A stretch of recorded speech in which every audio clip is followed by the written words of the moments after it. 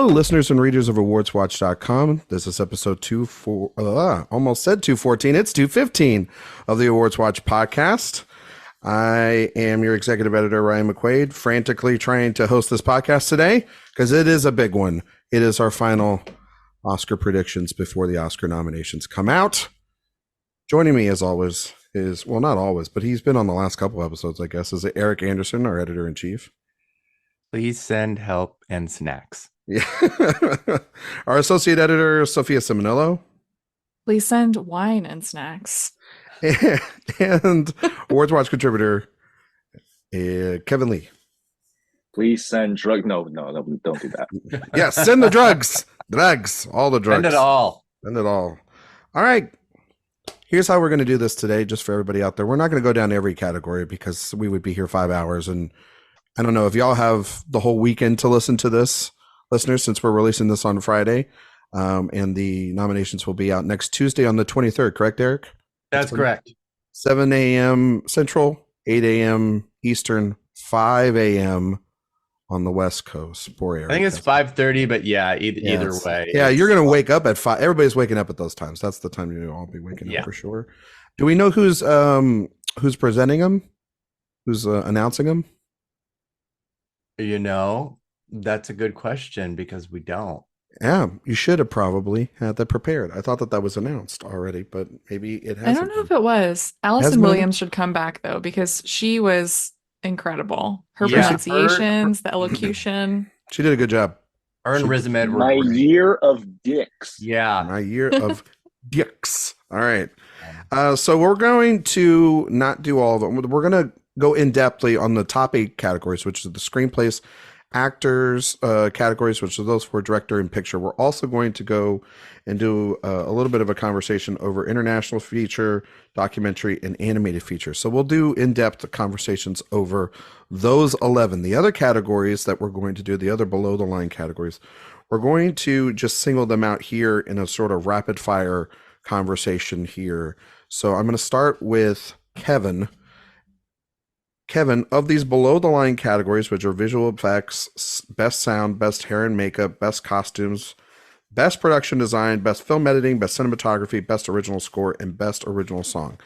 Of those categories, is there a nomination in there that you are predicting right now that is your, maybe no guts, no glory, maybe it is a big surprise, maybe it's kicking out something else, either that's the big surprise that's getting kicked out. So what's your big surprise in those below the line categories to start this conversation off? Sure.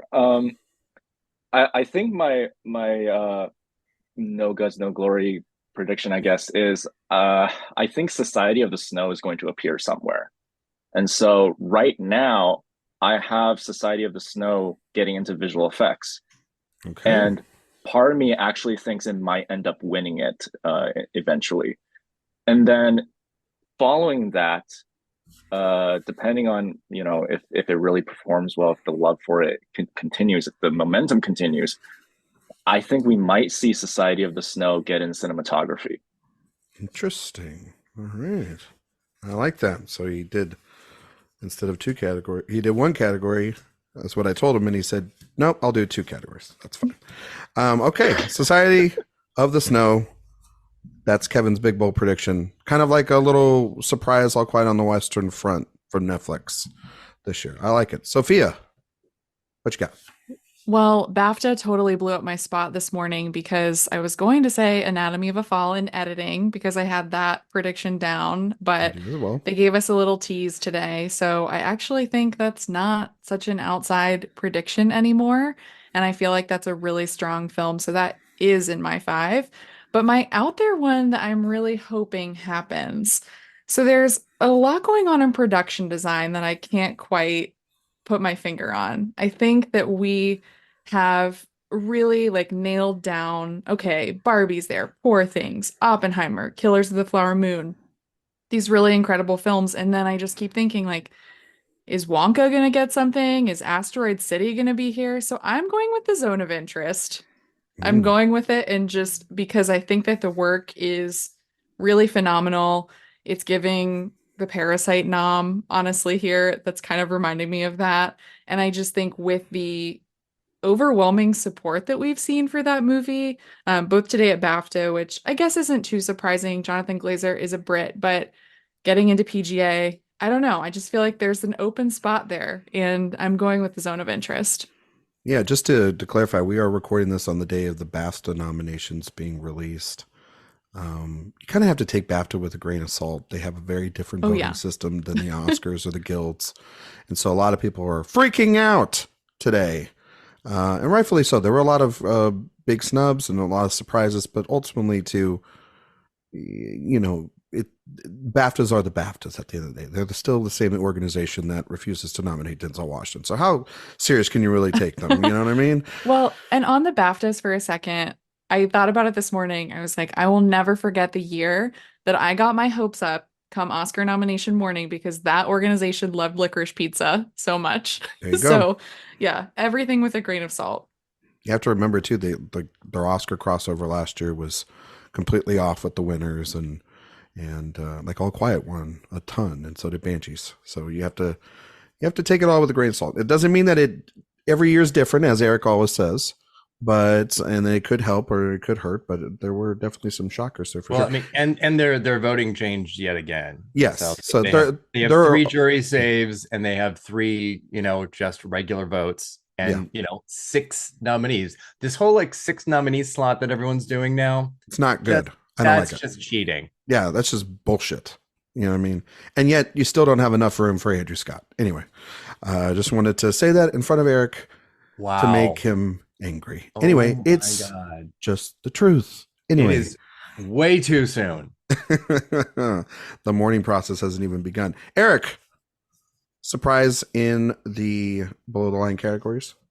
Anything? How many are we doing? Because I have what I feel like are rattle them off. Hurry it up, lady. I am predicting Beau is Afraid to get into makeup. Hell yeah! It's in my top. I love that. It's in my top 5. Love it. Sound, I feel, is pretty straightforward. Nothing weird there. I am going with Godzilla -1 in visual effects over Indiana Jones, which I feel is actually probably going to get in. But I'm kind of there anyway. Mm-hmm. I do have Asteroid City getting in production design, even though they didn't go for French Dispatch, and they're really kind of weird about him. But I don't know. It just sort of feels like it might. Although Napoleon has done weirdly well in the short lists and feels like it's like a number 6, like all over the place. Somebody was convincing me that The Little Mermaid can get into costume design because it's Colleen Atwood, and 11 out of 13 times that she's been nominated for the Costume Designers Guild, she's gotten in. They got 11 out of 14. How about that? So I sort of feel like it's gonna be 11 out of 14, but I will side eye that and see. Don't want to be the scuttlebutt there. You know what I mean? Yeah, I'm kind of with Sophia on film editing. I think Anatomy is getting in, but I think the clincher there is actually going to be the Holdovers. Correct. Because if that is going to disrupt Best Picture, it's got to start here. It's got to get in there. Otherwise, not a lot of for editing. Are we ones. in agreement that the other 4 are Oppenheimer, Killers of the Flower Moon, Poor Things, and Barbie? No. I not to jump off of you, Erik, there, but I do have Oppie, Killers of the Flower Moon, Poor Things, Anatomy of a Fall, and the Holdovers. Yeah, that's what I have. Yeah, I don't have Poor Things. I have Barbie. Interesting. That's interesting. Because of the sound performance. That's I'll jump onto You know what? That's fair. With another crazy take. I have Maestro in editing. That's not crazy. It's not that crazy. It's not a great category. Yeah. That's very showy. Yeah. And so I have Oppenheimer, Killers of the Flower Moon, Poor Things, and Barbie. And then both Holdovers and Anatomy of a Fall are pushed out by Maestro. Yeah, wow. And even though I don't have Barbie in editing, not all of the editing and sound nominees have to correlate. Usually just the winner has to correlate, and we all know who that's going to be, so we don't have to have that it does, and we don't have the Ace Eddies because they're not happening. Yeah, because they're like 2 days from now. Yeah, after the Oscar nominations, which is a choice. Yeah. Well, I think I was just more confident with going with 3 that I know are strong in sound than 2 that are strong in sound, because like Poor That's Things fair. didn't make the sound shortlist. That's fair. Neither did Anatomy or The Holdovers. Yeah. That's a good point. That's a good point. That's Yeah. a good point. Yeah, that's why I have Maestro in sound. So that actually helps. Like Kevin's point is like that's one that definitely could make it in there. I have Godzilla -1 in visual effects. Also have Poor Things. I think that could show up. Also have Spider-Man. That category is just a wash at this point. Like whatever gets in, who gives a shit? Barbie and sound. My 5 spot for makeup and hairstyling is a little movie called Golda. You and me both. Mm-hmm. Think Golda's getting in. A lot of members that I've talked to that are in the makeup branch, they love that movie. Costume design and production design are the same. Poor Things, Barbie, Killers, Maestro, Opie. Those are what I have there. You think it's the same 5 for both those categories? Yeah, I think it'll be a 2021. Yeah. Ooh, that's interesting. Yeah, but that's so rare. It's very rare, but yeah, really I feel like there's going to be a lot of, they just feel like I just feel safe in those categories and they feel kind of right and everything. I have Barbie missing, obviously cinematography. I have Zone getting in cinematography. The outside chance of Ed Lockman getting in, would not be surprised about that. Yeah, but ASC 5 is not happening. No, that's so like crazy rare. I got a No Guts, No Glory in the original score. I have The Boy and the Heron getting in, and I have Zone of Interest, Killers, Spider-Verse, Oppie. And then lastly, this is my big one. This is going to be controversial. I know that it is. I'm Just Ken. I do not have it getting in the 5. What? Okay, we need to talk about song then. Yep. Because let's talk about song. I have, what was I made for? Obviously, the winner. That's going to win. I have Road to Freedom, which is Rustin. I have It Never Went Away from American Symphony. I have the honorary Diane Warren of it all. And then I have Can't Catch Me Now from the Hunger Games. Yeah. Olivia Rodrigo, Oscar That's nominee. interesting. Yeah. That's interesting. So very interesting. I have I'm Just Ken in there for sure, and I have that winning in the long run. Oh, that's not winning. And then it's my number 2. And then replace Olivia Rodrigo. My No Guts, No Glory is Spider-Verse Gets Song. Okay.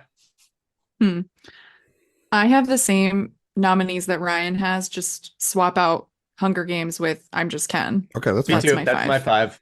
I know but I know the Hunger Games song won Rodrigo, but 2, it also won, right? Erik, if I'm not mistaken, was a winner at the song, like the guild or whatever. HMMA. Yeah. Hollywood Music and Media.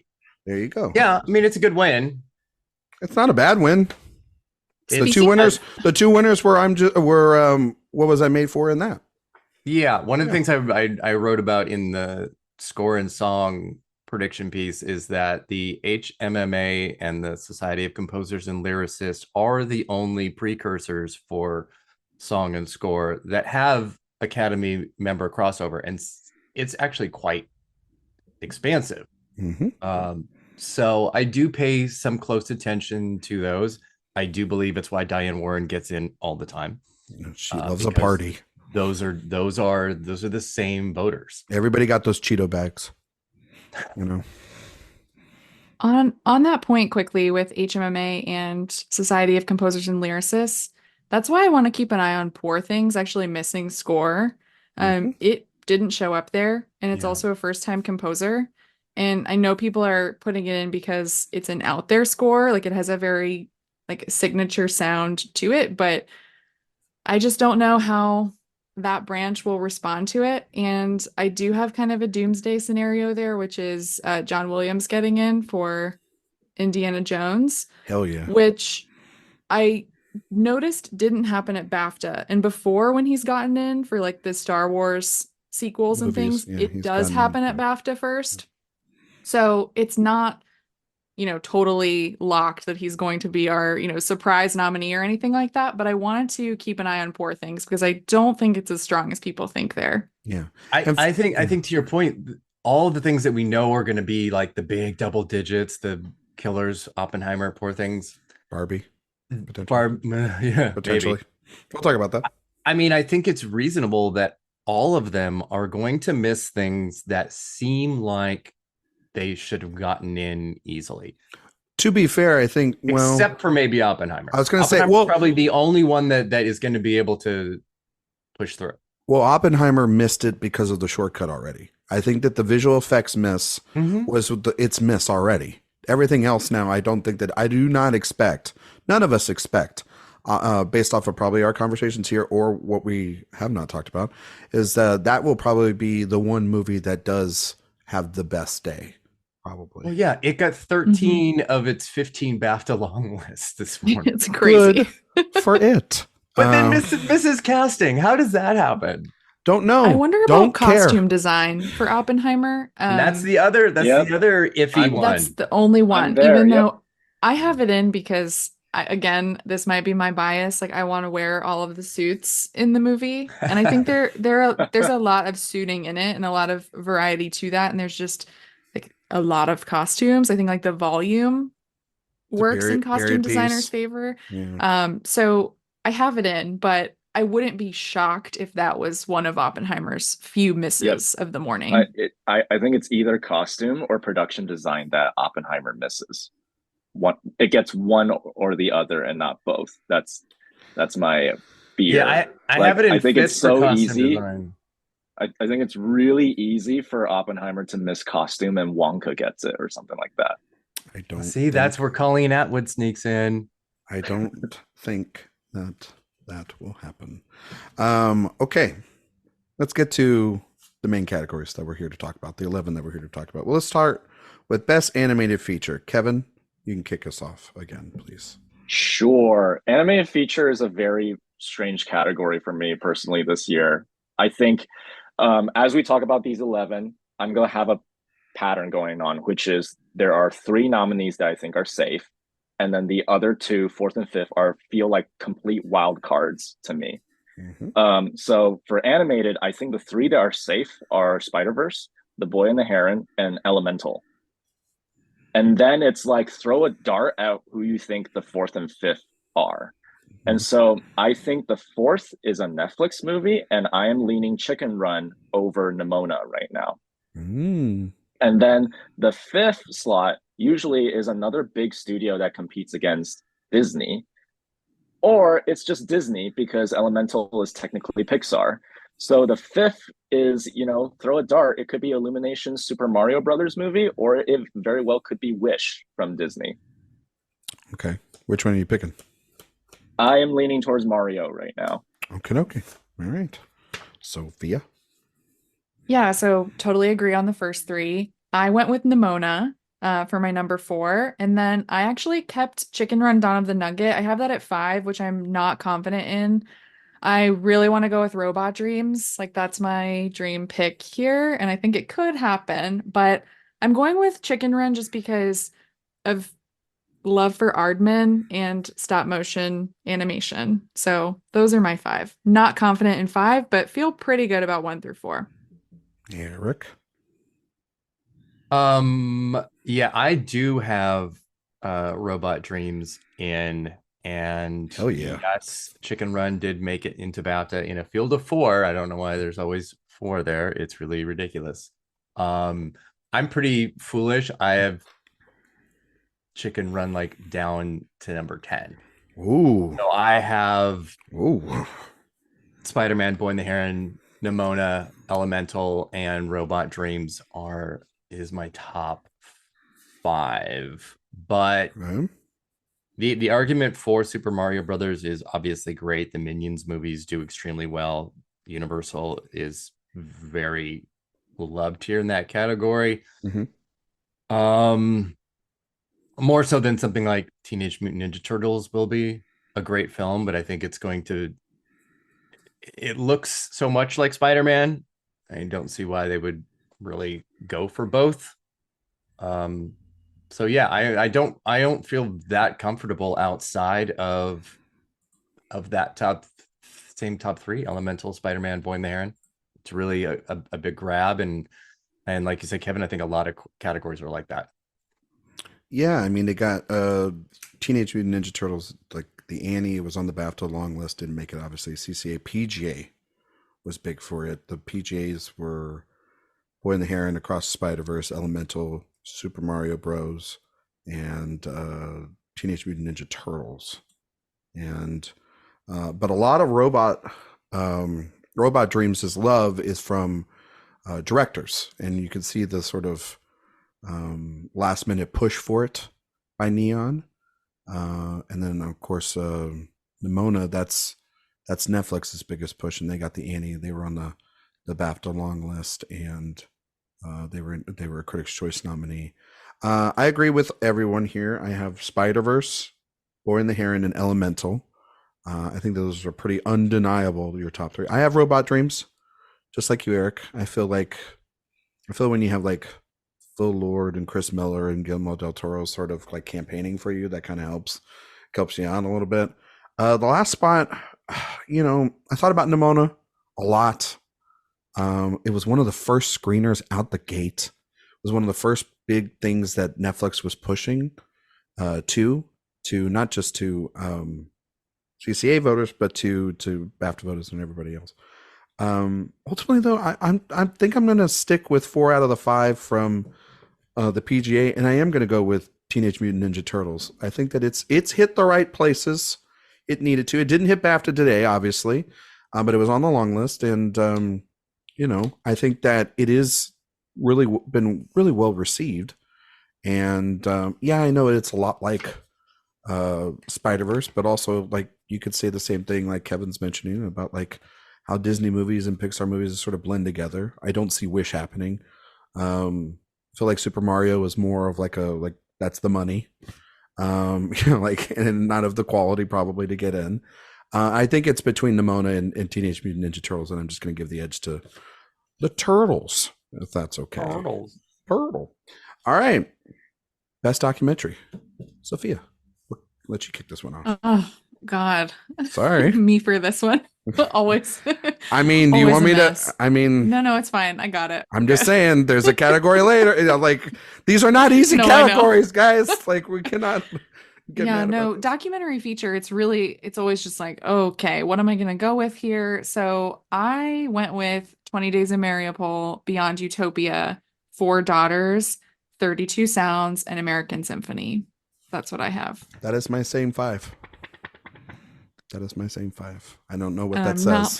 I'm not feeling confident about any of that. I went with 32 Sounds because it just won. What did it do? Cinema Eye. Yeah. Yes. So that's why I had it in over Still. And I don't think Still's going to happen. I think that we're going to go back to the old CCA winner doesn't get into the best documentary category. And then the whole thing about it being eligible for TV. And I think the branch might not like it. Just won an Emmy. It just won an Emmy, exactly. So it's not, that's the kiss of death. Erik, do you agree with me and Sophia? I have 4 of the 5 and actually feel quite comfortable about them. American Symphony, 20 Days in Mariupol, Beyond Utopia, and Four Daughters. I have The Eternal Memory in 5th, but I do have 32 Sounds in 6th because I think it is like so close. Like really, really close. Yeah. And that Cinema Eye Honors win is Lumen 8. Yeah. But like that's all it's had through the whole season. And this is also a category like song and score that has a lot of precursors that are kind of fun and a lot to pay attention to. PGA, International Documentary Association, Critics' Choice, Cinema Eye Honors, BAFTA. There's a lot there. But I don't feel super comfortable about Eternal Memory, but it's probably as close to a No Guts, No Glory in this category as I could get because I do feel pretty comfortable with the others. Okay. Kevin? I have the same 4 as Erik, and I have my 5th slot blank right now because I believe it is a film that we're not talking about. Oh, that's what a go out on Which a is ledge. what? There's only 15 on the There's short only list. 15. Which one? So that's is it? 11 other films. I don't know. It's like it's sort of like the what is this year's House Made of Splinters? It's like the one that no one's talking about. And so I don't know. I haven't seen all 15 on the short list, so I can't say who's 5th.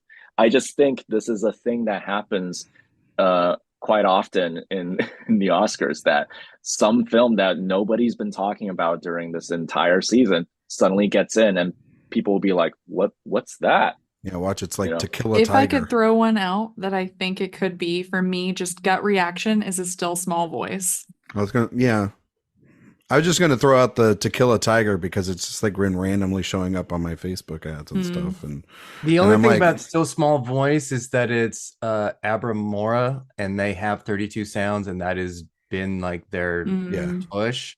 If I was gonna go outside of that, even something that's lower on my list, it would probably be Bobby Wine, because it's Nat Geo. And or Apollonia. Well, Bobby Wine, didn't that win? I feel like Bobby Wine might actually be that. It was the IDA winner, too. Yeah, it was. So I have actually that's not a bad one to pick. The IDA, the CEH, and CCA winner outside of the top 5. I think that's a little risky. It's super risky, but you know what? I sided with PGA quite heavily, as I think most of us did with the choices that we have here. Well, they announced like super right as the window was opening, so it kind of makes sense. Yeah, we all know how this goes. During the voting, they're very like nomination voting. During the actual vote, very reactionary to the latest thing that usually happens. So here's a question: if the Michael Jackson, Michael J. Fox movie gets in and does kind of reverse the curse, do we think that's kind of? Well, it's not reversing the curse; it's just continuing the trend, right? Yeah, but Summer Soul was the movie that broke that curse. Yes, and then they went right back to it. So are you saying like if it gets in, that's our front runner again? Is that what you're asking? Well, if it gets in, obviously it's the front runner. Yeah, because it has to get past that hurdle first. But do you think that if it gets in, that maybe the CCA curse and the sort of biopic doc curse might be lifted? I think if you have that and American Symphony, it's definitely lifted.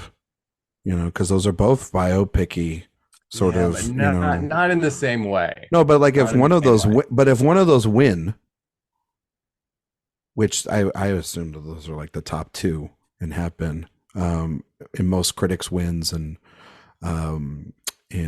organizations. I think that you would have 3 years of it being debunked, the CCA. Yeah. And what do we always say about, we'll talk about this in director later, the international sort of contingent in there, like, okay, 1 year is one thing, 2 years is like, but if it starts getting 3, 4, then we have to look at for it every single year until we're proven wrong otherwise. And we haven't been proven wrong about that one in 5 years. So yeah, I agree. Yeah. Okay. Speaking of international, it's best international feature. Erik, it's yours to kick off. This is a beautiful category and incredibly difficult. Great movies. It's absolutely fantastic. I love this category. Even without Anatomy of a Fall being eligible here, and it's probably good for everyone else that it's not, because it would be a absolute runaway winner. Yep. But I'm definitely concerned that we will have once again a very Eurocentric list. We will. 4 out of 5 basically kind of will be. It's really troubling when I get down to it, but yeah, I agree. We essentially have 2 locks, and that's the Zone of Interest, which is the UK, and Society of the Snow from Spain. Those are pretty. Either of those missing would be like a shock, seismic. Especially Zone. For what we're going to talk about later. Yeah, but well, maybe not. And then I have The Teacher's Lounge from Germany. I think it's, to use a word I don't usually like to use, it's extremely accessible. It is riveting drama. I hate the word accessible as like a reason for, people voting. It just kind of drives me nuts. You ever see Eric Anderson next to a quote that says accessible, run away? It's like crowd pleaser. It's like, shut up. Yeah. Shut up. I mean, and true though. If you say, if you say accessible, I use that word all the time during award season. Like I always tell people like which one's the more accessible one, which one's not accessible, and like that will tell you which one has a better chance at winning. And I don't know. It's sort of, that word for me like talks down to people a little too much. Yeah, it's like you're saying that audiences aren't smart enough to handle tough or voters, and sometimes it's the case, but I don't know. Anyway. Tangent. This isn't Director Watch. What are you doing? So after Zone, Society, and Teachers, I have 20 Days to Mariupol from Ukraine, and then my outside choice from this list is Amerikatsi from Armenia. All right. And that's only because in the last couple of weeks, I have heard so many people talk about it in a way that was kind of surprising. It is a little saccharine. It is, let's just call it digestible. Similar to accessible. There we go. Something along those lines. But it's crazy because that means Fallen Leaves, Perfect Days, Taste of Things, Four Daughters, something like The Monk and the Gun, doing A Yak in the Classroom. It's a rich category. Totem. Yeah, Totem, which is done really well on the festival circuits and stuff. Okay, I have 4 of Eric's 5.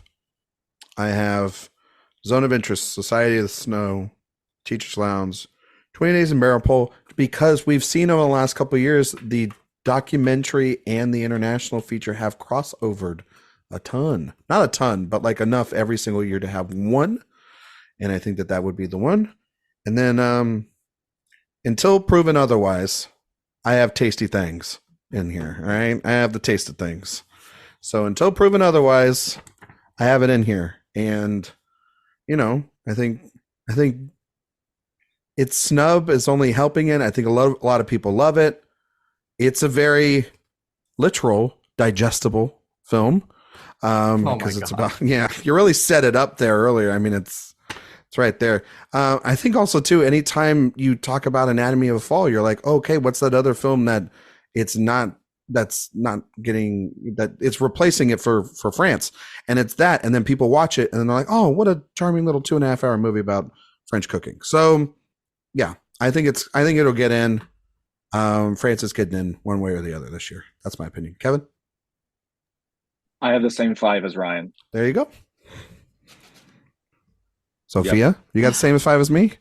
I don't. I have Taste of Things. I have the Taste of Things out, and part of it is just because I feel like those words that you use to describe it, like anytime people describe a movie as like nice or pleasant or warm or like anything like that, that's like not what they like here or in documentary. That's Tasty Things. Like really hard hitting movies about serious topics a lot of the times. But I have to say, I mean, looking at the description of Amerikatsi, I feel like that's a really smart outside pick. But I have instead the Zone of Interest, Society of the Snow, 20 Days in Mariupol, the Double Dip, the Teacher's Lounge, and Fallen Leaves. I went with that one. I just feel like it's been performing well.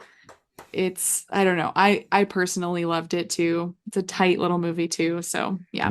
That's isn't it like 80 minutes? Yeah, it's 80 minutes and 80 minutes. Perfect. What are they watching? What are they watching in that theater again? What's the movie? They're watching The Dead Don't Die. Damn right. There you go. All right. This is also a category that's been totally extra confusing because of all of these groups, including Past Lives in it, including BAFTA today, and Anatomy of a Fall, 2 films that are absolutely not eligible. Not even going to come close to getting in there. Nope. So yeah, we'll see who's right. Though, Eric, if if yours come true, congratulations on that one. I just didn't see that coming. I'm just going a little safe. I think with tasty things. So, all right. Best adapted screenplay. It's my turn. We're getting into the heavy stuff, folks. Let's go.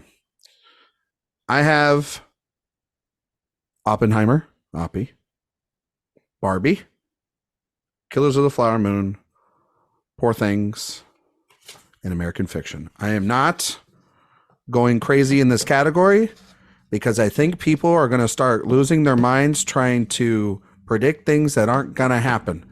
When Barbie got moved over to this category, to this category out of original into adapted, the 5 were set. I'm sorry, Zone of Interest. I'm sorry, All of Us Strangers. I'm sorry to the fans of those movies. I do not think it will happen. Now, if there is a movie that is vulnerable here, BAFTA just showed that it could be Killers of the Flower Moon, potentially, because that movie did not do as well as we thought it would at BAFTA, but we don't know. This voting happened before we had BAFTA. And so I'm just going to go with these 5 because these have been the 5 that it felt like for a long, long time. And I think moving off of that right now, I would love to hear the reasons why to move off of it, but hey, this is why we do this. It's all fun. Kevin, what are your 5? I agree with you, Ryan. I think once they moved Barbie over to adapted, it made this category much easier for me to predict. I was like, oh, then there's not much to talk about anymore. It's these 5. So I'm with you there. Wow. You're right, Ryan. Haven't heard that in a while. All right. Sophia? I'm with you too. Hey, I think, there we go. the Killers of the Flower Moon missed today. While I understand it's concerning, I think that British people are just more likely to go with a film like All of Us Strangers than a film about colonization and genocide. That's very, very true. I don't know. I'm looking at it that way, I think, but they did go with Zone of Interest as well. So it's throwing a wrench in things, but Barbie was an original. Right. I'm just saying that I think just for safety, I'm sticking to these 5 for this category and doing some wild things later in other categories. Erik, now Ryan, everyone has said I'm right, and they've gone with my 5, but I damn well know you're not going that way. So justify your pick. Your whole opening of this was so clearly pointed directly. I don't know what you're talking about. Me in the face. I would never do that. Come on, because yes, listeners of this show would know I would never do such a thing. Come on. I kind of feel like that was the case because I did drop my predictions in the screenplay categories before this podcast. You did? I did. Oh, Killers of the Flower Moon. Interesting. I'd love to hear in favor of All of Us Strangers, which let me be absolutely clear. Here we go. Because yes, obviously this is my favorite film of the year, but I have watched it continually underperform all over the place. Correct. Including at BAFTA with Andrew Scott not getting it. Sorry. It was obviously horrible, and it was, yeah. It's probably because he was working on Gladiator with Denzel. But yeah, I feel like, not that this is going to be too much of a spoiler, but maybe it will be. Screenplay categories can be where we find sole nominations. I do feel like this is sort of where people were at last year with After Sun. Not thinking that Paul Mescal is going to get in, but that the screenplay was going to get in as its sole nomination for this movie that was like the highest rated of the year and just getting awarded constantly. And, that kind of turned a little bit, and it was Mescal that got in and the screenplay did not. So not to make a connection between those two, but I know people are trying to make a connection, sort of a loose connection in them. Yes. Like I mentioned earlier, I do think that a lot of these top players are going to miss key nominations because it happens a lot. It happens really every year. There's going to be some kind of something that feels like an outlier or looks like an outlier. The thing that is great about this category, about adapted screenplay, is that they are really, really adapted. These contenders are nonfiction books being turned into fictional narratives. They are taking a doll and creating a completely new contextual story. Or they're taking unadaptable books like Poor Things and American Fiction and making them absolutely actually work. And and then like the nonfiction ones are Origin and Killers and Oppenheimer. And turning them into something else. All of Us Strangers takes its source material and completely turns it upside down. Yeah. And I think the writer's branch, as long as they know it, will respect that. So that is the main reason I have Strangers In. It is my number 5. Killers is 6. Zone is 7. I don't say it like with total assurance or comfort whatsoever. I have 2 questions for the group, and it's about this category. And it's just things that have come off the top of my head, but we've seen a major change in this category. Could there be potentially people, because I mean, there's been a ton of controversy as to if Barbie is original or adapted. Could we potentially feel like people don't think that it is an adapted screenplay, try to write it in an original? They can't. Or not nominate it because maybe they just don't think it's adapted and therefore nominate something else. But also too with Killers, Eric Roth writing the screenplay, right? Very, very well respected. And I think that I agree with you, Erik, that about All of Us Strangers, but also too, Killers of the Flower Moon is a complete 180 almost redo of that book. And it feels very similar to like Dune in like how we all kind of at that time felt like, well, I don't know if that's going to get in. And we kind of doubted that. And then Roth and Villeneuve got in for that one. And I feel like it's missed. I think it missed 1 or 2 places maybe, but we were kind of hesitant as that's the 5, that's the 5th one, right? And something could bump it off. And then ultimately it just didn't, it just got in. So do you guys think that, like Erik, and I'll throw this to Kevin and Sophia, do you think that Killers is that 5 and that is something to be replaced for Zone and All of Us Strangers? Or could it potentially be Barbie, which is the newcomer in the category and has been, and will be the only time that it will be in this category all season long? And that is a little bit worrisome, don't you guys think? I think if you were going to vote for Barbie, you're going to vote it either way. Okay. No matter where it's at. No, it's a fair. It's just this. We haven't seen something like this happen in a long, long time. Maybe, I don't know, Erik, you've covered this longer than all of us, but like ever? No, that wasn't a. Wait, no. What you mean the category? Have we seen like a screenplay come so late where it's been winning original screenplays? It's been, nominated at all these other places, ineligible to make the pivot at like Scripter or BAFTA or all these places. Like the only place that it could be eligible for adapted is at the Oscars. Well, that's exactly what happened with Moonlight. Okay. Yeah. Okay. And it happened with Whiplash too. Yeah. But Moonlight's was more of a surprise and later, if I remember. Yeah. It was like right at the last second. Yeah. Yeah. Okay. So it's, but again, I mean, that was winning Best Picture, and people were they were locked in. They were like, it's winning, it's walking away with something. For it. Yeah. And I know there's a lot of people that feel Barbie is even an easy snub, and I don't know. I don't. Yeah. I don't really either. Are you concerned about, and this is for anyone who's very into the stats of USC Scripter, of what that looks like with like All of Us Strangers not showing up there, and this, like what we saw take place there, and how that could affect this? Oh yeah, that's why Killers is probably really in the 5, and I am letting my bias take over.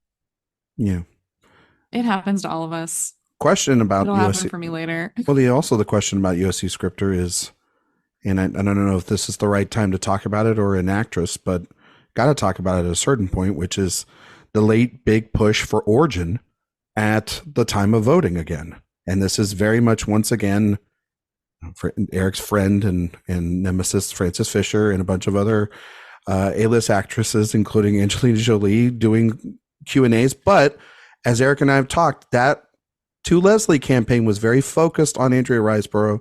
It was 100% focused on her, and it was weeks ahead of voting. Exactly. This is like right at the last week and a half. It's more about the film overall, Ava's direction, the screenplay, and Anjanou Ellis Taylor's performance. So if it shows up one of those places, then it succeeded, but it could also definitely just show up nowhere. But as we were saying that, and it started doing the campaign, then it ended up at Scripter. So that was kind of like, oh shit, okay, maybe we should just have a little bit of conversation about that. Does anybody think that it could show up here in this category? I mean, it was also a category move too, to be fair. Yes, it was very late, later than Barbie. Yeah, like a couple of days after Barbie, if I'm not mistaken. So, but yeah, showing up at USC, definitely my ears went like a dog. Mm-hmm. Like what's going on here? a little deja vu from last year. No, but it is interesting, right? Got to keep our eye out on it. All right. Mm-hmm. Yeah, I just don't know if it's concentrate. The effort was concentrated enough. That's the thing, like you were talking about. Mm-hmm. Okay, that's adapted screenplay. Spend a lot of time on it. I'm sure we're going to also spend a lot of time on original screenplay. Kevin Lee, kick us off. Hey, so original screenplay. I think it's very fair that, again, the three that are safe are Anatomy of a Fall, The Holdovers, and Past Lives. And then fourth, I think, is Maestro. And then for fifth, it all depends on whether or not there is still love for May, December or not. Because for fifth slot, I have it between May, December and Saltburn.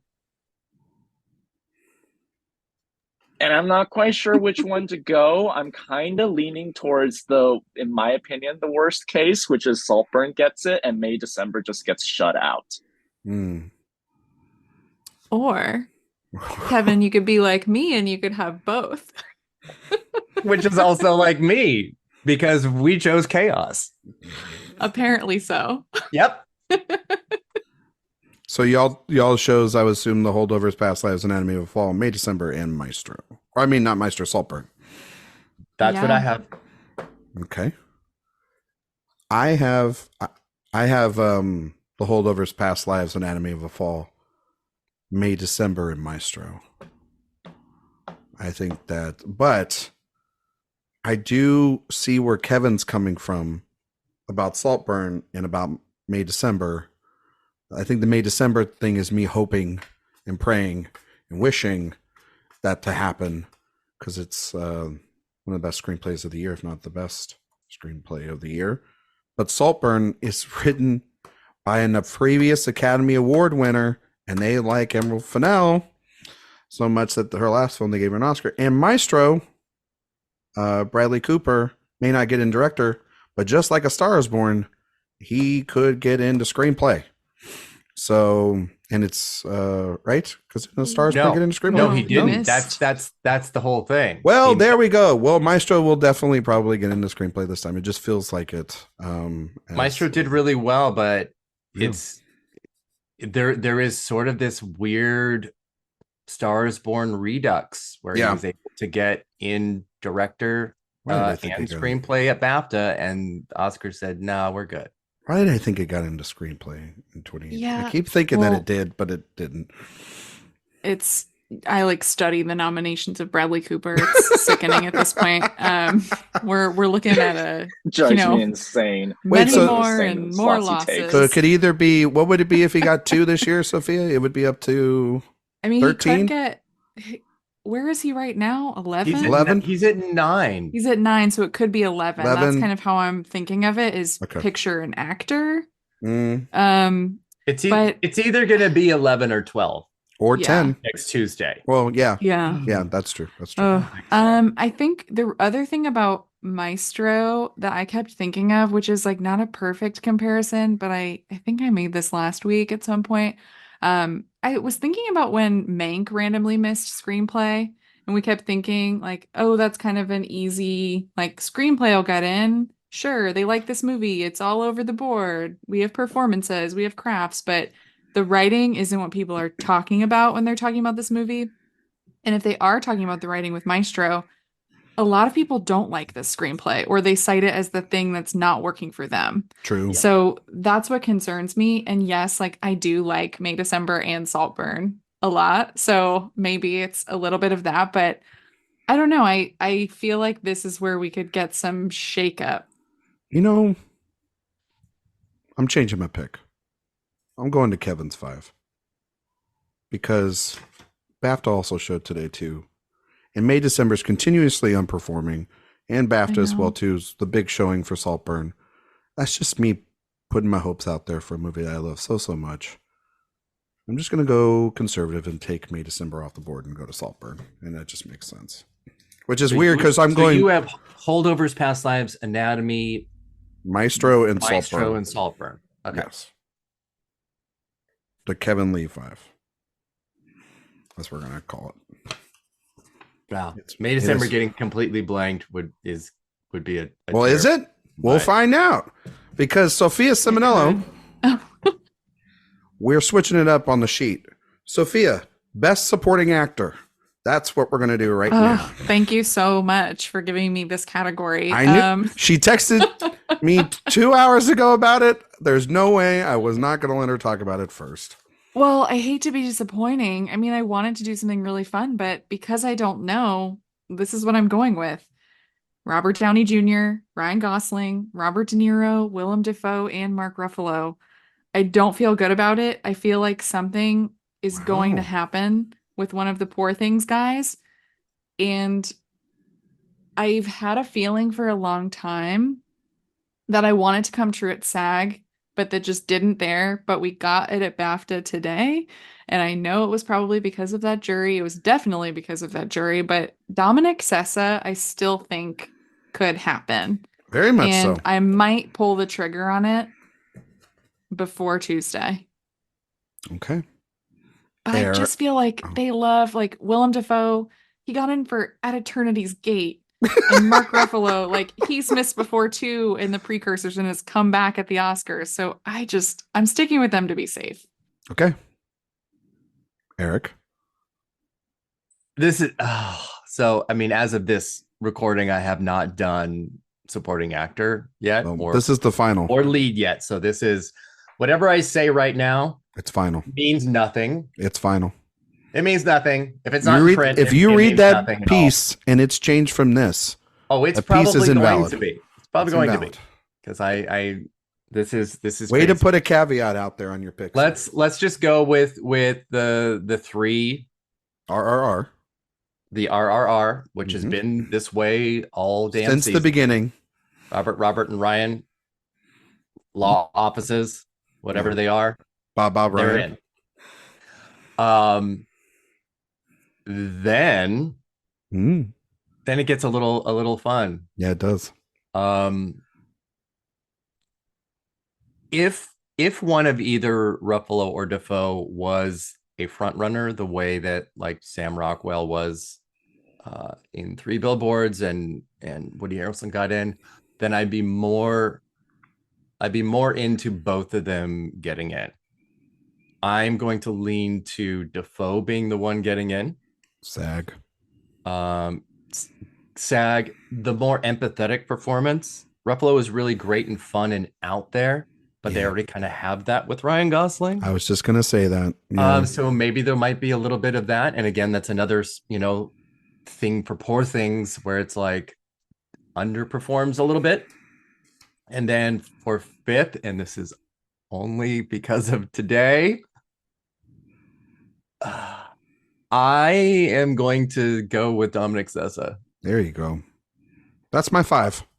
I'm going to do it too. I'm doing it too. Do it. Who are you taking out, Sophia? Kicking out Ruffalo. So you're going with the 5 as well. Yep. Oh, All wow. three of us. Okay. Yeah, I'm doing it. Yeah, I think that it's something that you and I have talked about since Telluride, is that you can love Giamatti and Dave Enjoy Randolph, but really the thing that you walk away from the Holdovers going is, damn, that kid is so good and he can hold his own against those two fantastic actors. And BAFTA pulled the trigger. Obviously, Ruffalo's right there. It could definitely happen. There's, unfortunately, it seems like Charles Melton is fading fast, which is bullshit because that's the performance of the year. The All the Strangers group is not going to get in here, though Paul Mescal got nominated at BAFTA. Jamie Bell did not, correct, if I'm not mistaken. That is correct. Elordi should be getting in. Elordi. Yes, who else got in a BAFTA? Jacob Elordi. But then also there's the Sterling K. Brown of it all as well. He got in at SAG. You can give me that face all you want, but that movie also is in a different place than when it was a couple weeks ago. That movie has felt like it is slowly losing steam. Yeah, it's been losing steam to the Holdovers. Yes, entirely. Exactly. And both, I mean, there's something to be said about that. There is something to be said about that. But I think that Sessa, it's a really good performance too. It's a co-lead also. It's very much a co-lead. And but I agree with y'all. Sophia's at Heaven's Gate, at Eternity's Gate. And at Eternity's Gate thing, and I was thinking that when I was writing Defoe's name down on the card, I was like, oh, this is such an at Eternity's Gate kind of Oscar group. They're going to nominate him because he just feels like a guy now that's just collecting Oscar nominations and is never going to get his chance to win. But yeah, it's those two spots. Kevin's going to probably mention it, are wide open. Kevin, what are yours looking like? Yeah, I'm just thinking about how we predicted this category last year. Last year it seemed like the three that were safe were Ke Huy Quan and then the two from Banshees. Mm-hmm. And then we kept making these guesses about Paul Dano probably, right? From The Fabelmans. It's got to be Paul Dano because it's the father, right? And then, we can't ignore the BAFTA nominations. And like, is Eddie Redmayne is getting in this for The Good Nurse? And then look what happened. We got Brian Tyree Henry. And then I told everyone that if people love The Fabelmans that much, they will remember that scene with Judd Hirsch. And then he got in. And so bringing that mindset into this year, the three that are safe are the two Roberts and Ryan. And then I also kind of think both of the Poor Things guys might be out. And so I'm sticking to Dominic Sessa and Sterling K. Brown. Oh, wow. All right. It's a bold strategy, Cotton. Let's see how that plays out. All right. I like it. I like the mix up. Yeah. That's a good, honestly, if that scenario happens, that's going to be like, we're all going to sit there and go, whoa. And then we're going to think back to it being like, damn, Kevin was right. That's great. It's just one of the gut feelings I have. It's like, oh, Brian Tyree Henry, whoa, Judd Hirsch. And you're like, wait a minute. They were both they right were there. Talked about. Yeah, they were right there too. They were critics. I think they were both Critics' Choice nominees last year. And then when I think of American Fiction, I think of Sterling K. Brown for sure. He felt like the emotional center. You don't think of Jeffrey Wright? In my opinion. Well, it's him and Jeffrey Wright interacting with each other a lot. It's you don't think of the lead of the movie?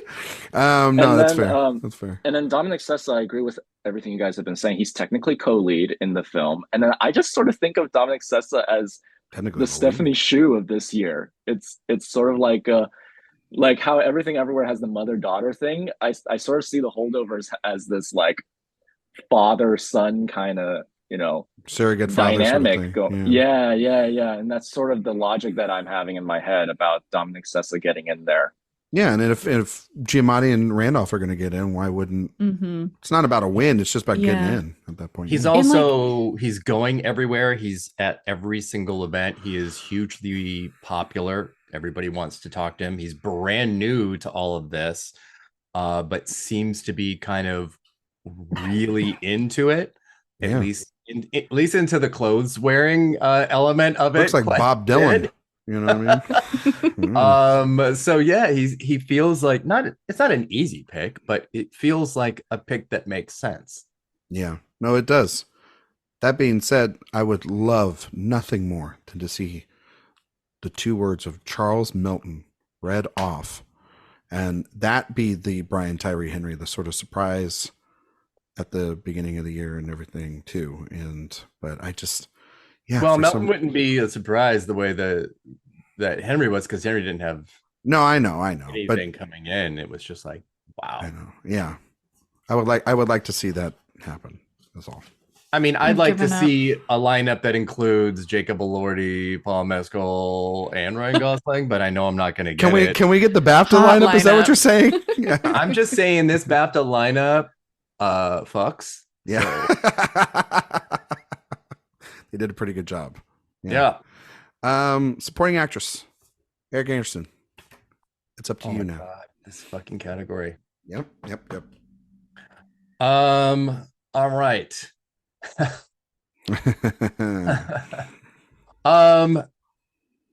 I think I made a huge mistake in my predictions here. Of course you did. Yeah, because I after hemming and hawing and trying to decide where this is going to break down after really, I mean, Emily Blunt and Davon Joy Randolph. Yep. I went with the SAG-5. Interesting. That doesn't really feel right. Yeah. What's wrong with you? SAG-5 includes Danielle Brooks, Jodie Foster, and Penelope Cruz. Yeah. But I'm looking at it again, and looking at it in the context of everything else, of how many sole acting nominees are there going to be, in each of these categories and collectively. I do think that Ferrari is going to get sound. Yeah, me too. But that's probably it. Yeah. So supporting actress and sound, does that make sense? That seems kind of weird. That's a little weird for that movie. Yeah. Jodie Foster being in, spoiler alert, I do think it will be the only nomination for the film if she gets in. We'll talk about that. But talk about somebody who has absolutely come out of her hermit shell and not only is promoting the shit out of this movie, but has True Detective as well. She is doing multiple interviews and red carpets and morning shows. She's doing absolutely everything. And this almost like she wants it. I think she's being very supportive of the projects that she's in, but she certainly has not done that, in previous. She's like, okay, sure, and lets everybody else kind of carry the water for that. And she hasn't been in. That was not an intended pun the way that I really meant it. Just keep swimming. Just keep swimming. Just keep swimming. Keep going. Keep swimming. Yes. Yeah. She has not been in the Oscar conversation in 20 years. The Mauritanian Golden Globe win, completely left field, zero, makes no sense. I remember that year you and I talked, and it was like, that's not going to go anywhere, but it's going to lay the seed for something else down the road. And this is totally that. I don't know. Not to win, but like to come back into the fold. Yeah. It's bizarre. So yeah, so landing on the SAG-5 is a mistake. So please, nobody else do that. Because we have Julianne Moore, Sandra Hüller, Rosamund Pike, as I think more realistic contenders. And the more I think about it, the more I think Hüller is just going to get double nominated. So you have Brooks, Foster, Hüller, Blunt, and Randolph? No. I'm going with what I put in print. I'm not changing that. Oh, okay. I didn't know that you already printed off that. Yeah, that was this. So you went with SAG. I went with the SAG-5, and that I published right before the podcast. Okay. So yeah, Randolph, Blunt, Brooks, Foster, and Cruz. All right. I went Randolph, Blunt, get out your Diet Coke cans. I got Jodie Foster. There you go, Sophia. I have Danielle Brooks, and I have Sandra Hüller for the Zone of Interest. Now, if there is actually somebody that I would bump off this category and I think is not as safe as we think it is, I actually kind of think it's Danielle Brooks. Because that movie, right now, spoiler alert, maybe she's the only nomination I have for the film. Maybe. We'll see. We'll talk about it here in a minute.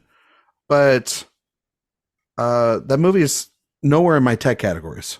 I have it nowhere. I have it blanking in the tech categories. Maybe that's smart. Maybe that isn't smart. I don't know. The movie has underperformed pretty much everywhere. Yes, they got the SAG ensemble. I get that. But, you know, it should be based off of the reactions that we saw. It should be like dominating, right? After it's screened. And it's not. It's not picking up. And then you look at Fantasia missing at Globes. Did she miss at SAG? I can't remember. Did she? No, she got SAG, right? No, she missed Fantasia. No, she missed at SAG. She got into BAFTA. But, you know, obviously they have a different system at BAFTA than they do here at SAG. So take that with a grain of salt. But I just don't know. And it's I think that Julianne Moore is a previous nominee. And I think that Rosamund a previous winner. I think that Rosamund Pike is a previous nominee. I think they like previous nominees. And I think that having a category of mostly new nominees in a year, like I've always said, they love their favorites.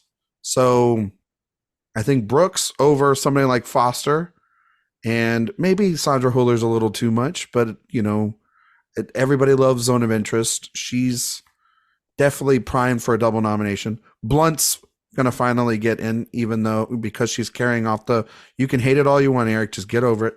I just don't want this to be her first nomination. She's deserved for other things. No, she has, but she's going to carry off the massive wave of love for Oppenheimer.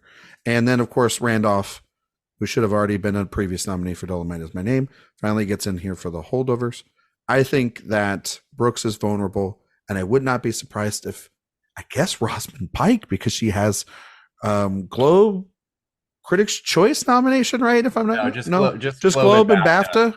But Saltburn got in for picture over there, so clearly there's love there. Yeah, I would not be shocked if it was her, but I do worry about. I don't worry as much about Julianne Moore because it feels like May December is not strong as it could be. But if we see on the morning that Sammy Birch's screenplay gets in and Charles Melton gets in, then clearly then Julianne Moore should probably get in as a supporting actress based off of that at that point. But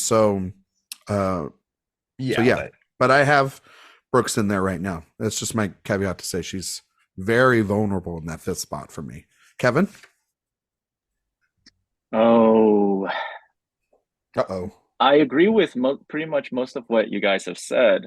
For this category, I just keep asking myself, who is going to be this year's Dolly De Leon?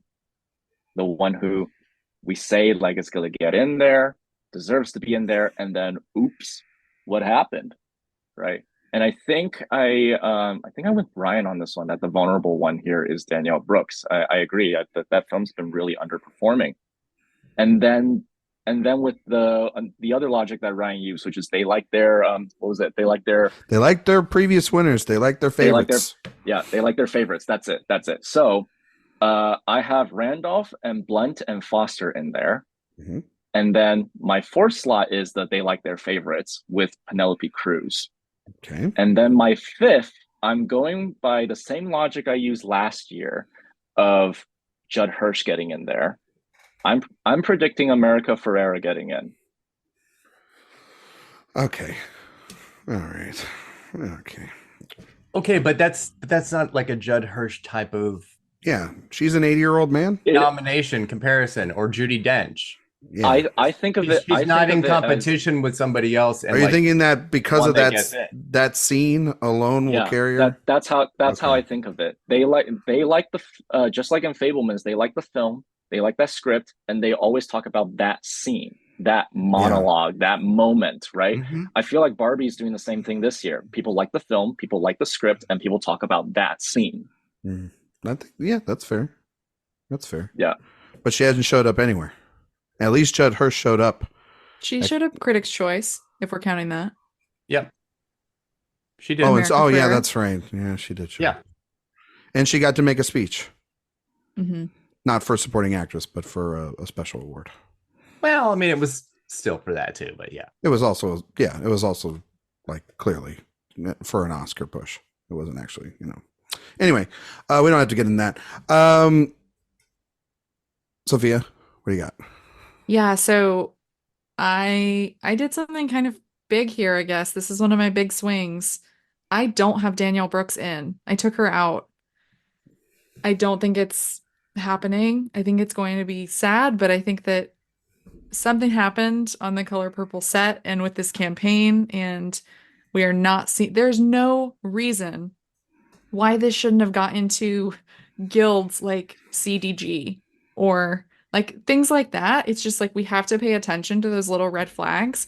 And I just feel like, again, with the veterans, they're going to have the power here. So I have Randolph, Blunt, Foster, Cruz, because even if you don't like Ferrari, you like her. That's kind of the general consensus I'm hearing. And she's done this before. She's kind of just appeared out of nowhere before. And Parallel Mothers was a very different type of movie and situation. Yeah. But she has, like, there's precedent for her just being there, showing up on Oscar nomination morning. And I went with Sandra Hüller for Zone of Interest for my last spot as a wild card.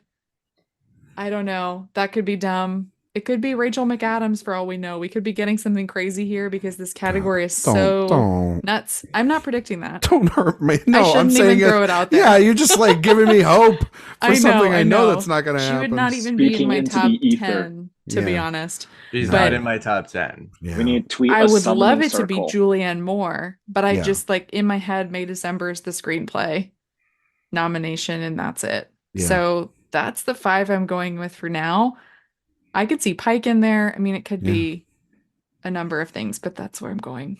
I do with your logic there about Cruz. I do agree with all y'all about Cruz. I think that weirdly enough, though, I feel more confident when it's with Almodovar than I would with like this Michael Mann film, And, sure, yeah, and that's and how the Academy loves Pedro and how they've kind of been very on the outs with Michael Mann. Now, granted, Michael Mann hasn't made a movie in like 7-8 years or whatever, but and yes, the movie itself has been kind of quietly making the rounds, and Mann's been on panels and stuff, and so is she was out at, I think she was at Palm Springs receiving an award recently, but I don't know. I know that Neon also has Anatomy of a Fall, and they have been desperately pushing that at the last second.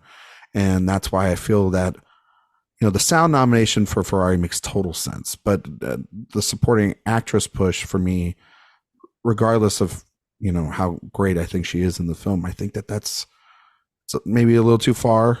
That's why I think that like Pike or even more could make it in over her.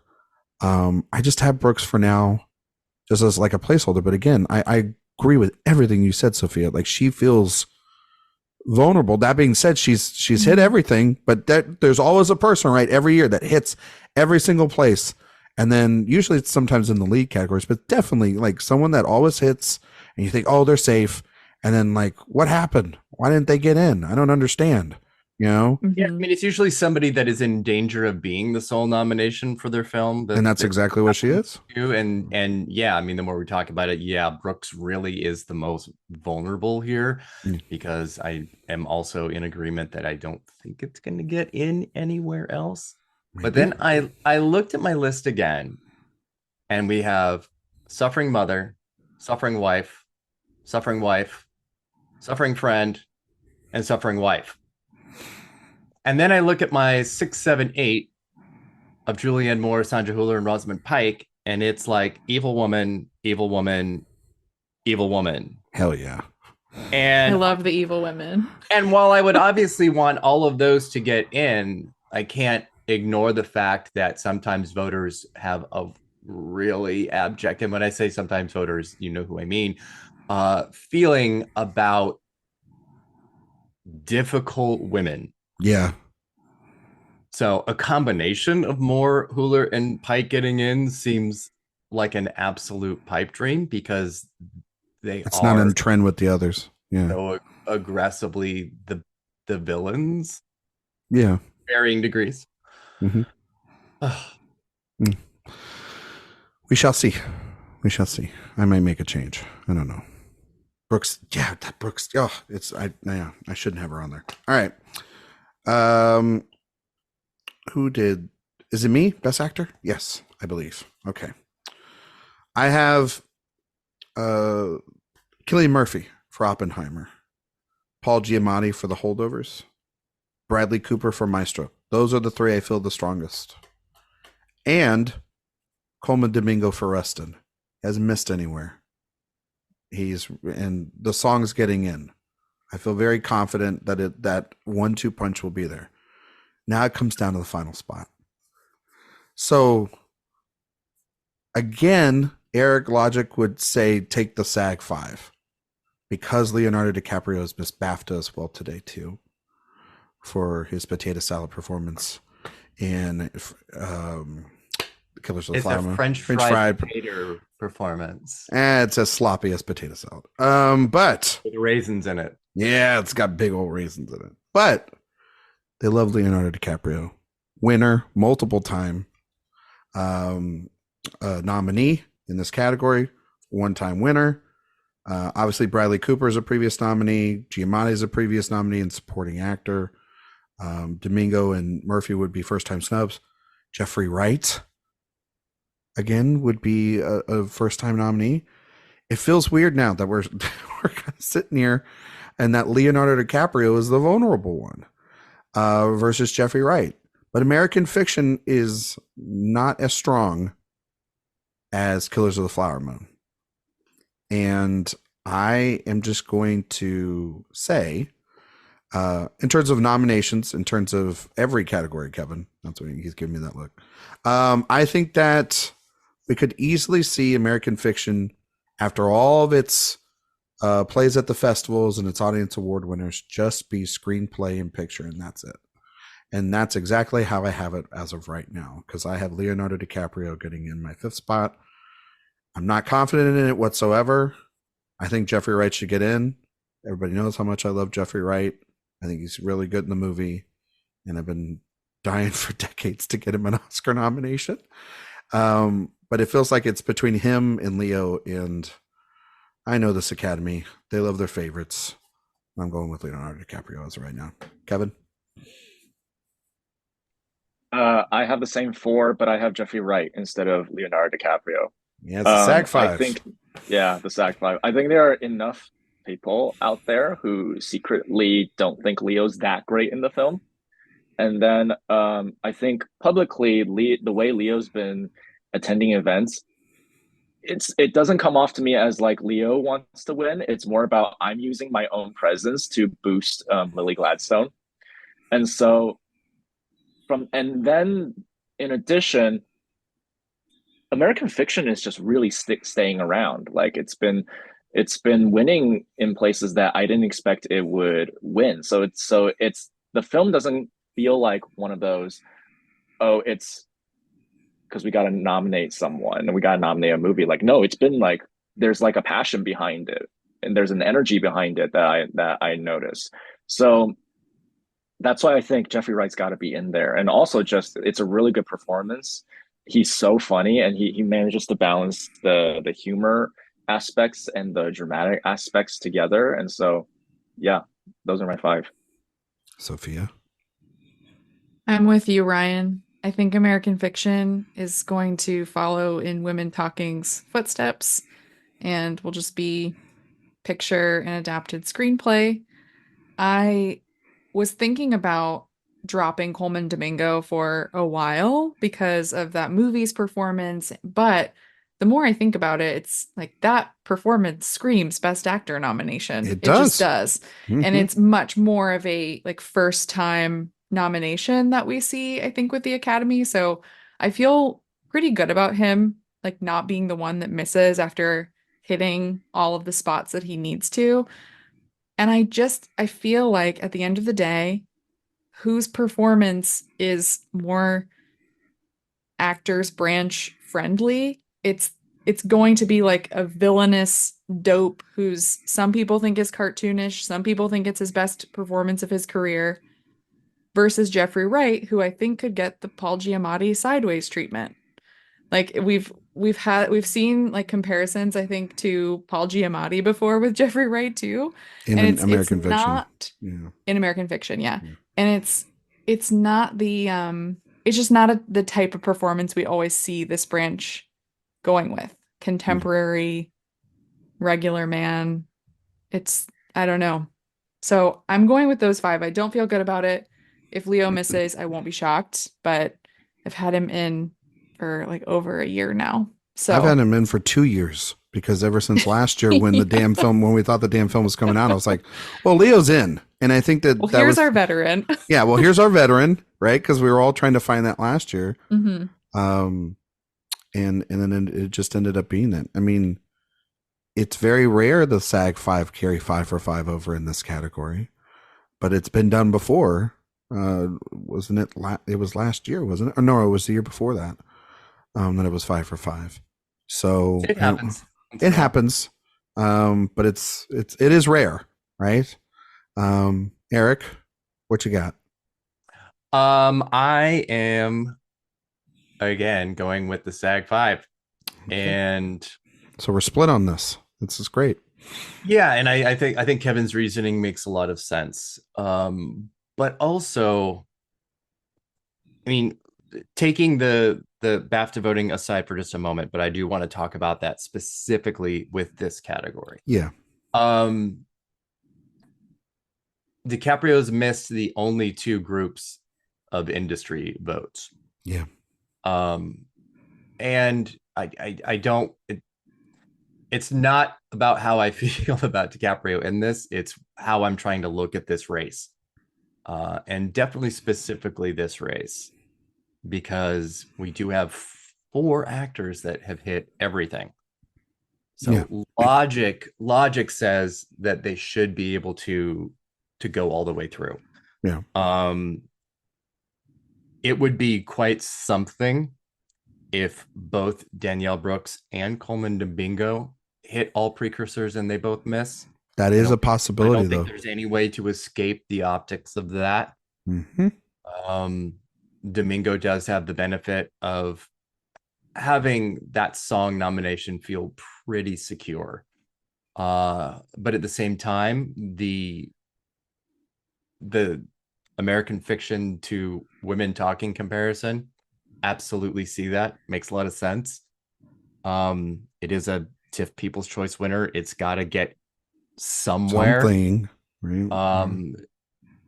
So that it getting just picture and depth screenplay makes a lot of sense. I absolutely see that. But yeah, let's look at the BAFTA voting just for a moment. We have 6 nominees, 3 that are jury votes, and 3 that are general vote nominations. I feel very comfortable in how the breakdown was here. Me too. And it's the thing about the jury voting that I really dislike is that when it does feel that obvious, because I think Cooper, Giamatti, and Murphy are the get-in votes. Those are our 3. They have been the 3 for the whole season. Yeah. Which makes Domingo, Keoghan, and you the jury votes of 10 people. 10 people decided this. Yeah.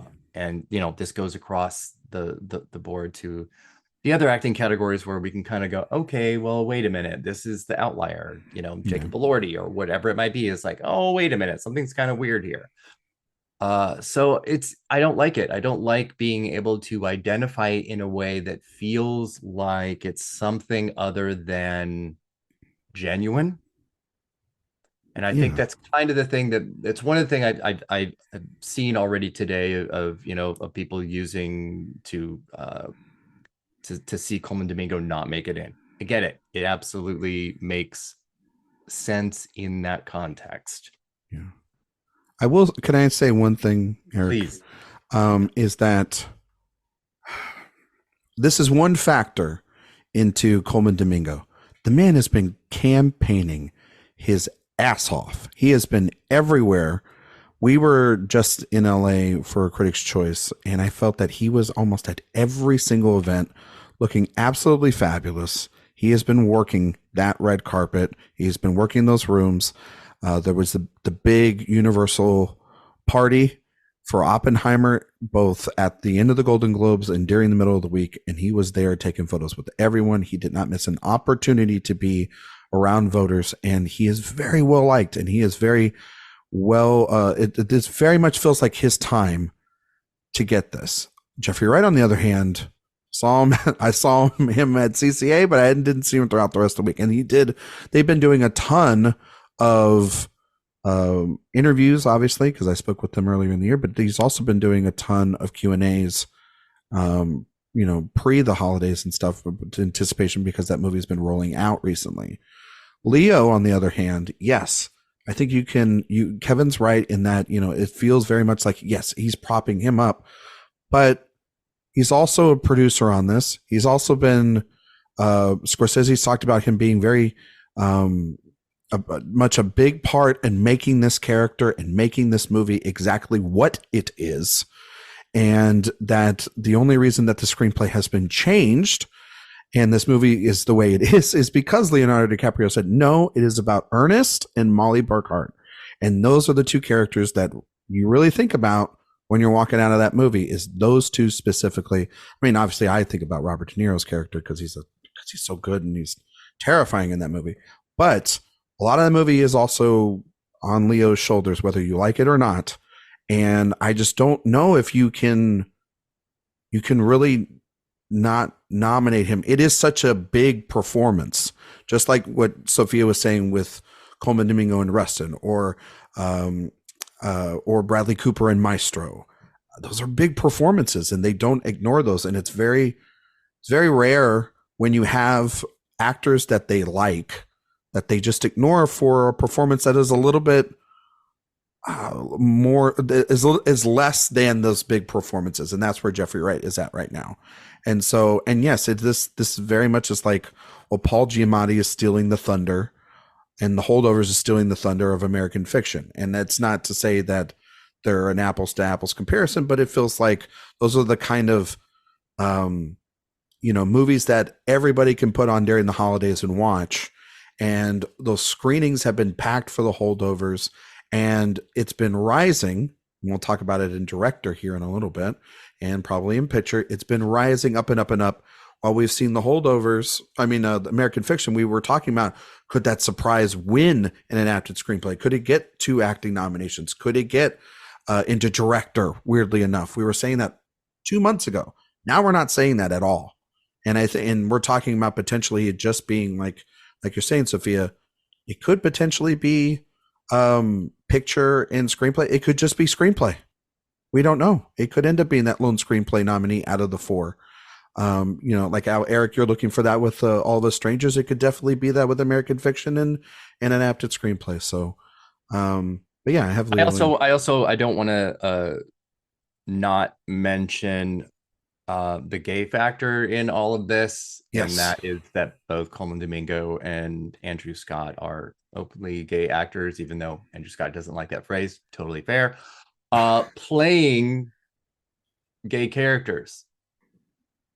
It's only happened one time ever in 95 years that an openly gay actor has been nominated for playing an openly gay role. It's Ian McKellen in Gods and Monsters. Yes. Yeah. So it's another one of those things that we're constantly seeing, non-queer actors being able to be nominated and win. And yes, actors should be able to play who they want to play. That's not the debate. It's not the discussion. Yep. but there does become a concern isn't probably the right word, but there does become an issue where an openly gay actor just cannot get the roles, cannot get the attention. And once we're kind of here and have these two really great possibilities, the idea of, again, like both of them being completely ignored would be, obviously I don't want to see it happen. I just don't think it's going to this time. Yeah. And I don't think that Domingo or Scott have had to push that. I think that their performances have really spoke for themselves in these really great roles for them in great movies. But yes, when we do see everyone talking about how the different stats or the different things, or what the historical context for these nominations, like Leo will be fine. He doesn't need the nomination for sure. He's Leonardo freaking DiCaprio. But it would mean a lot, not just to Coleman Domingo, but everybody in the LGBTQ community. I mean, that's why it's hurt so much not to see a wonderful performance like Andrew Scott's get considered anywhere outside of Golden Globes this year. Yeah, I mean, him missing BAFTA today is so mind blowing. It's bullshit. It doesn't make any sense. I did not wake up at 4 a.m. to watch BAFTA because I'm sorry, I'm just not going to do it. So I was up like at 6 or something, and I watched the replay, the replay before knowing anything at all. So I'm watching, and like Strangers is getting, Paul Mescal gets in, Claire Foy gets in, screenplays in, Andrew Haigh gets in director, and I'm just like, oh my god, this is so great, everything's going so well, and then it doesn't, and I was just like, how did this happen? Here we are. Here we are. We shall see who is right. I mean, we might all be wrong. Maybe there is a surprise up the Oscar sleeve that maybe we don't Andrew know. Scott could get in. Maybe they'll both get in, and it will be like the best day of my life. Or maybe it's Barry Keoghan, and we just don't know, and he gets a. Maybe they all get in, and then it's the best day of my life. All right, we're here. Let's talk about it. Best Actress, Kevin Lee. We're gonna kick it off with you. Yeah, it's your turn. It's Kevin's favorite shit. Kevin. Yeah. Oh god. Oh. Well, who is this year's Danielle Deadweiler? The one who, again, the one who we thought was safe, and then what? And then didn't get anything? Oh god. So I have the three that I have are Lily Gladstone, Emma Stone, and Carey Mulligan. Yep. Fourth and fifth, I say out of Sandra Huller, Annette Bening, and Margot Robbie, throw a dart at two of the three. Well, why are you just going to throw it at women? That doesn't seem very nice. That would really hurt. That's pretty sexist. I think Annette Kevin. Bening could take it. Yeah, I think she'd be like, I swam in that water. I can take it. You know what I mean? We saw that skin. She can take it. I think it's very much a possibility that like we're just gonna have to accept the reality that Sandra Huller is not getting in this. I think it's crazy that I think it'd be really that may really be crazy. your reality. Yeah, Kevin, that's your reality. In my reality, she's winning. Yeah. Giving Marianne Cotillard vibes. Well, very so much. it's the question. I'm just like going back and forth For real. a lot. Like which one would be crazier? Sandra Huller not making it in, or Margot Robbie not making it in? Sandra Huller. You think that one's crazier? I'll tell you about it in a sec. But wait, Yeah. So are you locked down? I'm not locked down at all in this category. Okay. Yeah, I just think one big massive name is gonna get left out. Yeah, And it's going to be like the outrage of the morning. Yeah, her name's Natalie Portman. But I'm just saying. She, the real best. And Greta Lee, those two performances should be in here easily. Sophia, you're 5 since Kevin's thrown darts at people. Yeah, so I have Emma Stone, Sandra Hüller, Lily Gladstone, Carey Mulligan, and Margot Robbie. That Okay. is what I'm sticking with right now. I think so. I have so many thoughts on this, honestly. I feel like Sandra Hüller, just with the performance of Anatomy of a Fall in general and how well it's doing, she is that movie. I mean, you have to, if you love that movie, you have to love her, and she's so essential to it. And it's also not a totally non-English language performance, which I think helps it. Big So time. that's a big part of that. Its The central scene Margot, too, right? Is in yeah, English. It's yeah. yeah. And the thing with Margot Robbie is that I know people just they want her to miss. I'm just going to be honest about it. I think that's what I'm seeing is that a lot of people don't think she deserves to get in, so they're not predicting her. That's not everyone, obviously, who's not predicting her. There's logic, I'm sure, to some of it, but for me, I mean, she is the star of the biggest movie. Like Barbie was the biggest movie of the year. She's the star of it. This woman got in for Bombshell. I think people like her, and if they like Barbie, they like her, and she has hit everywhere. There's just no reason for me to take her out for someone else. So, yeah, I am sticking with that five, and I feel pretty good about it, but I do want to talk about Gladstone after you all read yours. Talk about that in a minute. Erik Anderson.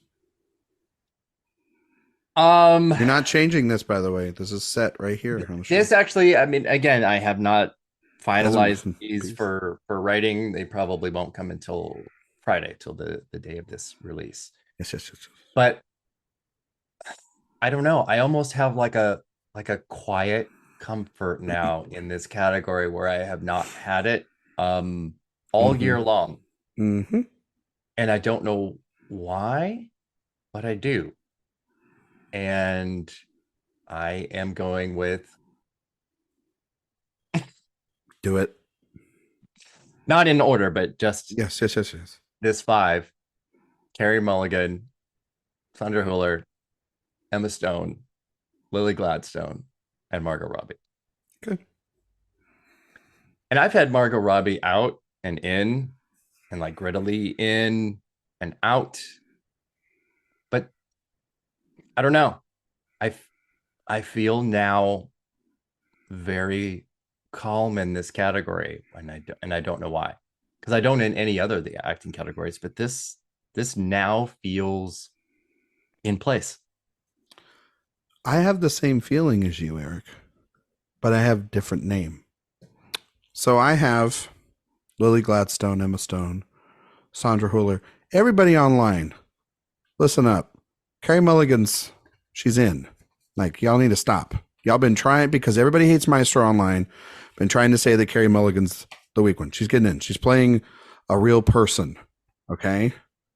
You have to remember that in this category, they love real people, which is why I don't have Margot Robbie in here. I have Annette Bening for Naiad. Because every year it feels like, oh, we're going to get these original characters. Oh, this year is going to be the time where the biopic performances do not dominate the original performances.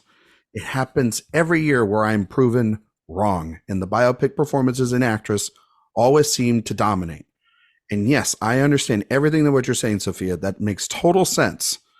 But it also seems like, based off not just BAFTA, the BAFTA voters, the BAFTA contingent of the Academy, seem to be a little bit lesser on Barbie today than the rest of the world.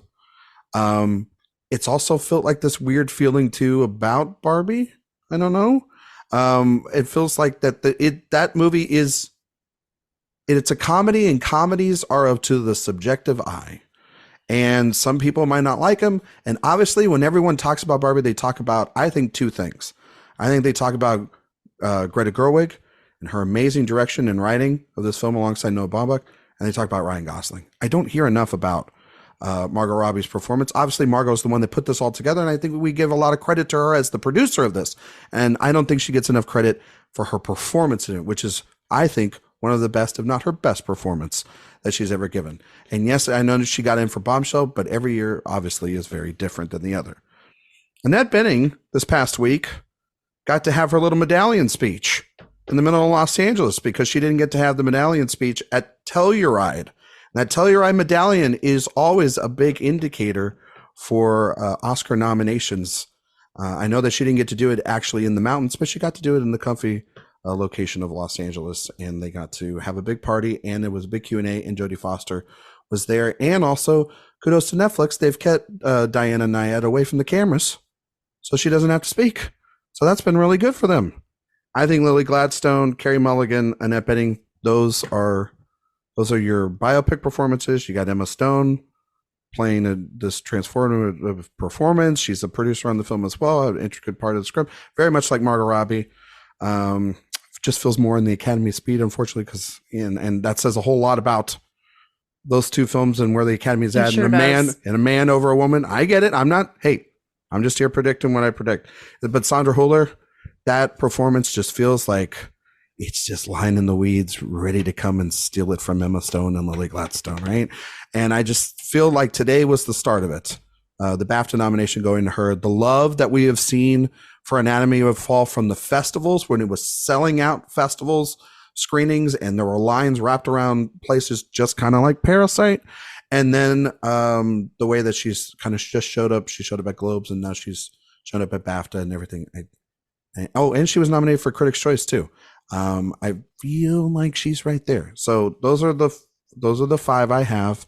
Obviously, I think Margot Robbie could get in. She's a very strong 6 and could easily replace Annette Bening. But I mean, guys, as we all know, just keep swimming. But Sophia, you want to talk about Lily Gladstone real quick, right? I do want to talk about Lily Gladstone. And am I crazy, by the way, predicting that? No, what I want to, it ties in with what I was going to ask you, which is, do you think that Margot was a jury save at BAFTA? Yes. Interesting.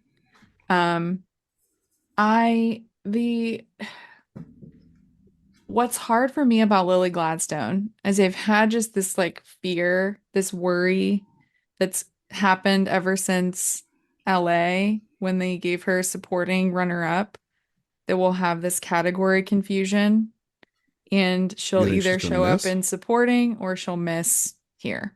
Okay. I wasn't going to bring this up, but I mean, I brought it up last year and I got like kind of poo-pooed on by Erik about bringing it up with Michelle Williams.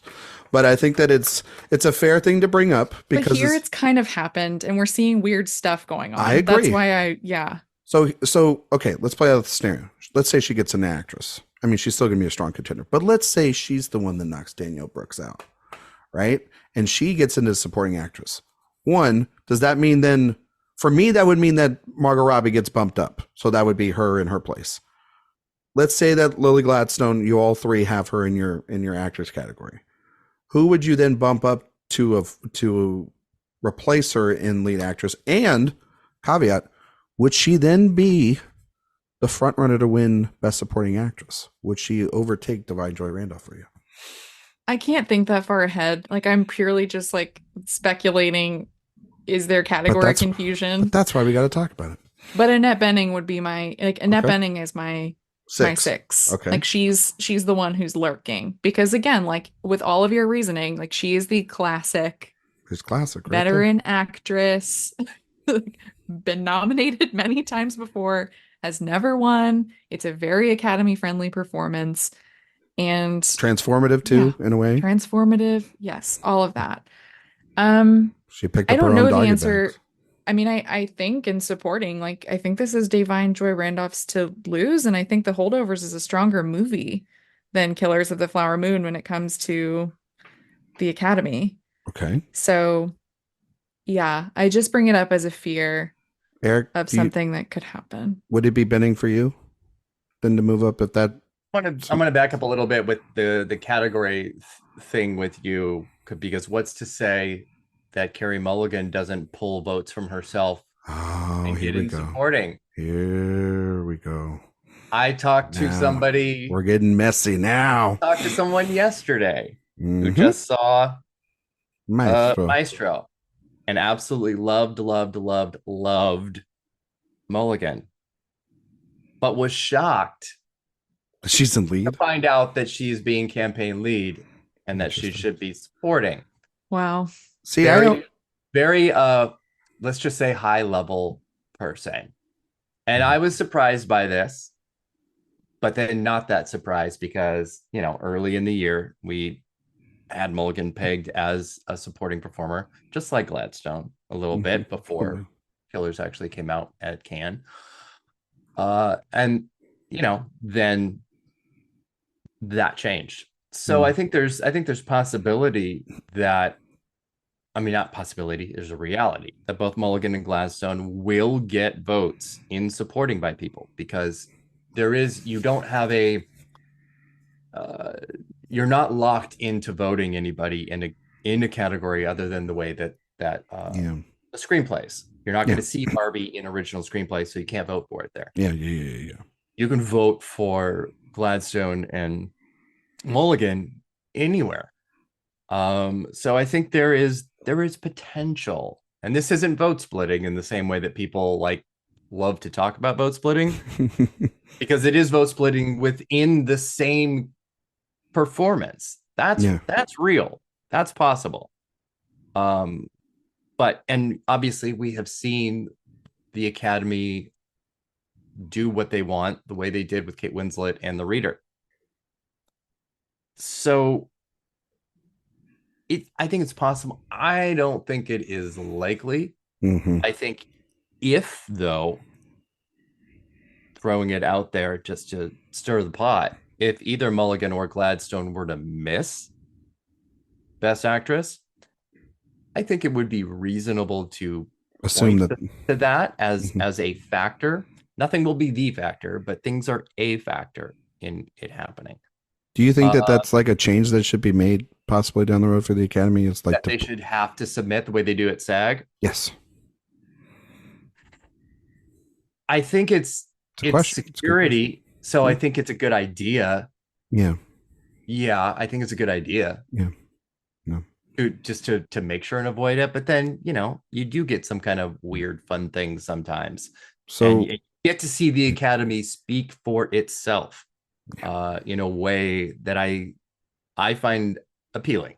Yeah, I feel like since the Lakeith Stanfield incident in 2020, take that year with a grain of salt, also because we were in the middle of a pandemic and there's been so many rumors of like the voter turnout being low. But then if a voter turnout's low and somebody's split, right, then there you go, you have something like that. No, it would be. I hadn't heard that about. I mean, the only person I had heard about that at Mulligan is another awards pundit. But you know, the Netflix had clearly shot that down and been running her from the beginning and trying to kill any pieces, essentially saying like, no, she is running in lead, and that's where we want her. In period. End of story. Lily Gladstone, on the other hand, has been. Yeah, that's where Cooper wants her too. She's top billed. The focus. Yeah, it's always been on her. Yeah. Both performances. They have been. The directors and Bradley is both the lead actor and the director. They have been pushing those actresses to the forefront to the detriment of even their nominations, to be fair. But if they didn't get in, I mean, yeah, I think, Erik, you would say that probably Annette Bening would be the one to replace one of them. Yeah. Okay. I mean, and then Kevin, you would say the same thing too, right? Benning getting in makes sense. That's what she was an SAG prediction.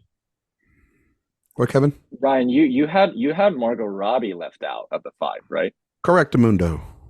Yeah. So if Lily Gladstone were to be out, then I'd be putting in Margot Robbie. Yeah. But I'm actually less worried about this category thing with Lily Gladstone being out. And I understand the Lakeith Stanfield example. But there's always like another example you can use to counter that. And the one that I would use is Olivia Colman winning lead in The Favorite, which to this day, I still don't think that's a lead. It's a story about 2 women fighting to become the court favorite. It should be Emma Stone and Rachel Weisz being leads. And yet they both were put into supporting. Olivia Colman got put into lead and then she won. So like there's always another example you can use to like counter this for the category thing. So like no, very, very true. Totally agree. But yes, I have Margot on the outs right now. But I think that's, I mean, I'm just going with the more traditional logic, I guess, with them. And but I could totally see her getting in as well too, and replacing Benning, and it just being Jodie Foster as the sole nominee for, which is by the way, the correct way it should be anyway. We did talk about this possibility when we saw the movie. We did. I was like, good. I hope that she is. But I mean, just crushing those Diet Coke cans and picking up those bags at Petco. You know what I mean? I get those poop bags. All right. Best director. Oh God. Sophia. Oh, it's me. It's you. Hello. Okay. All right. I'm going to start by saying that the only person I'm confident in here is Christopher Nolan for Oppenheimer. Correct. Because he's the winner. And then I have an interesting combo here. Right. I have Martin Scorsese. I have Jonathan Glazer. I have Alexander Payne and Justine Triet. Okay. And I will elaborate on that after you all share your picks, because I have many reasons. Erik Anderson. No. Yes. It's how we've been going. It's your turn. You have to pick. Sophia, you said Nolan. Scorsese. I said Nolan, Scorsese, Glazer, Triet, Payne. So no Lanthimos and no Gerwig, right? Yeah. Fuck. I know. I know. Welcome to the chaos, folks. Well, I mean, after today, that's where I'm leaning as well. Lanthimos getting snubbed was a little bit of a surprise. In favor of Cooper. Which wow. That was a surprise. There, I don't know if you can say that it's not. Attaboy. And again, interesting category to figure out which three are you, the top three or the bottom three. This is director is director a 2? It's a 2. I think director's 2. Well, and then clearly, the rest are okay. I think it would be clearly Nolan would be the one that they voted for, didn't have to save, and and then pick and then throw a dart at the board like Kevin would say. I think it's Payne. Yeah. Payne's never been nominated by BAFTA. This is his first. I think that's a reasonable argument to make. Yeah. Of who got in how. Also, I just want to throw this out there. We could also be overreacting to BAFTA. That could also be something that's could feel like I don't think we're overreacting. No, I'm not. I'm just saying. We are trying to contextualize it by talking about no. Yeah, because DGA, Payne made DGA, and so did Scorsese, Nolan, Gerwig, and Lanthimos. Those were the 5. And the group think was, at least I think it was, that, well, clearly Alexander Payne is the one that is vulnerable from that group. And he will be the Peter Farrelly and on the outs looking in, and then you'll be able to get either Glazer or Triet in there as the international pick. Maybe possibly a Gerwig Triet swap, right? That was, and that Lanthimos, Scorsese, and Nolan were safer. But now with Lanthimos, Gerwig, and Scorsese missing, the only one that was safe, like Sophia said, was Nolan. So where do you lean after today? Do you take a lot of stock into today, or do you have like a combination of it? And I think that's where you're kind of at, right?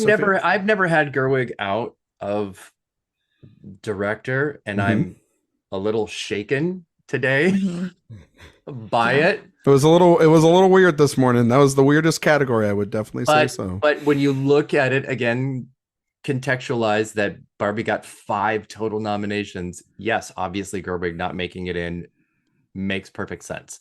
There's not you can't make the same argument the way that you can about Scorsese and Lanthimos missing. Yeah. Could you make the argument though that Barbie is like Everything Everywhere All at Once, where it missed a bunch at BAFTA last year and that ultimately didn't matter? But that got best film. That's the thing. It did get that nomination. True. It did get in there. Yeah, that's right.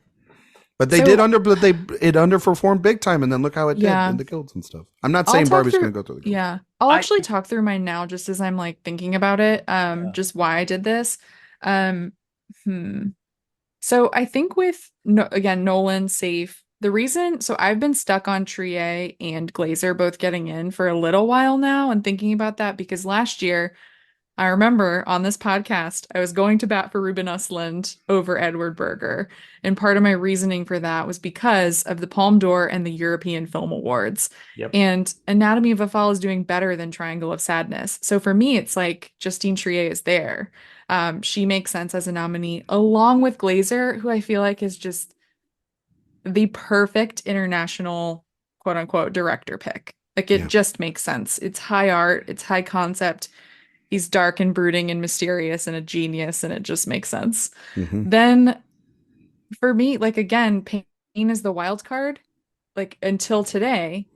And that to me is just the sign of strength again of the Holdovers and of pain specifically. Like I just unfortunately can't bet against DGA and BAFTA as a combo. Yeah.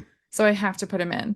So then that leaves one final spot between Scorsese, Lanthimos, and Gerwig. It's like, and I have to go with Martin Scorsese. It's not even close and at that point. Sure, there's a fear that, like they could take him for granted. They're going to regret not celebrating him when he's in his 80s. Like that's all possible.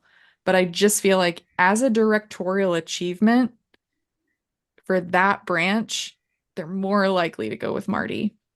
And I was on Gerwig for so long too. I kept making comparisons to, everyone was tossing around they don't go for populist films. They don't go for like all of that.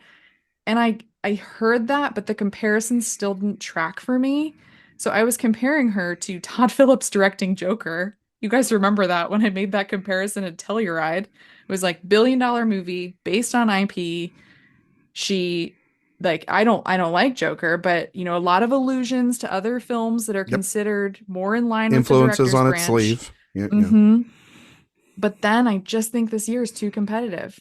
Yeah. I think that's what it comes down to. So this is what I'm going with. Could also just be overthinking it, and she does get in.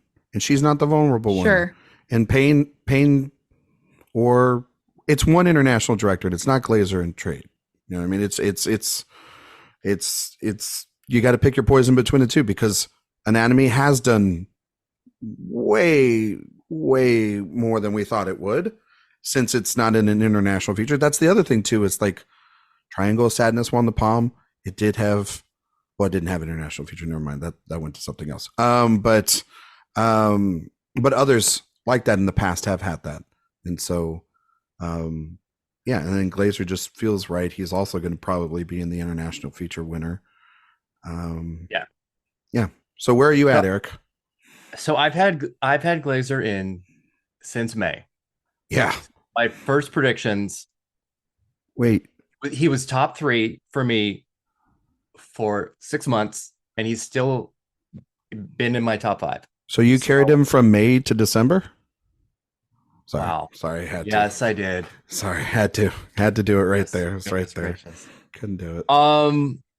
Yeah, we were talking earlier about once something becomes a trend, once something becomes a pretty regular thing to predict, we're gonna do it pretty much all the time.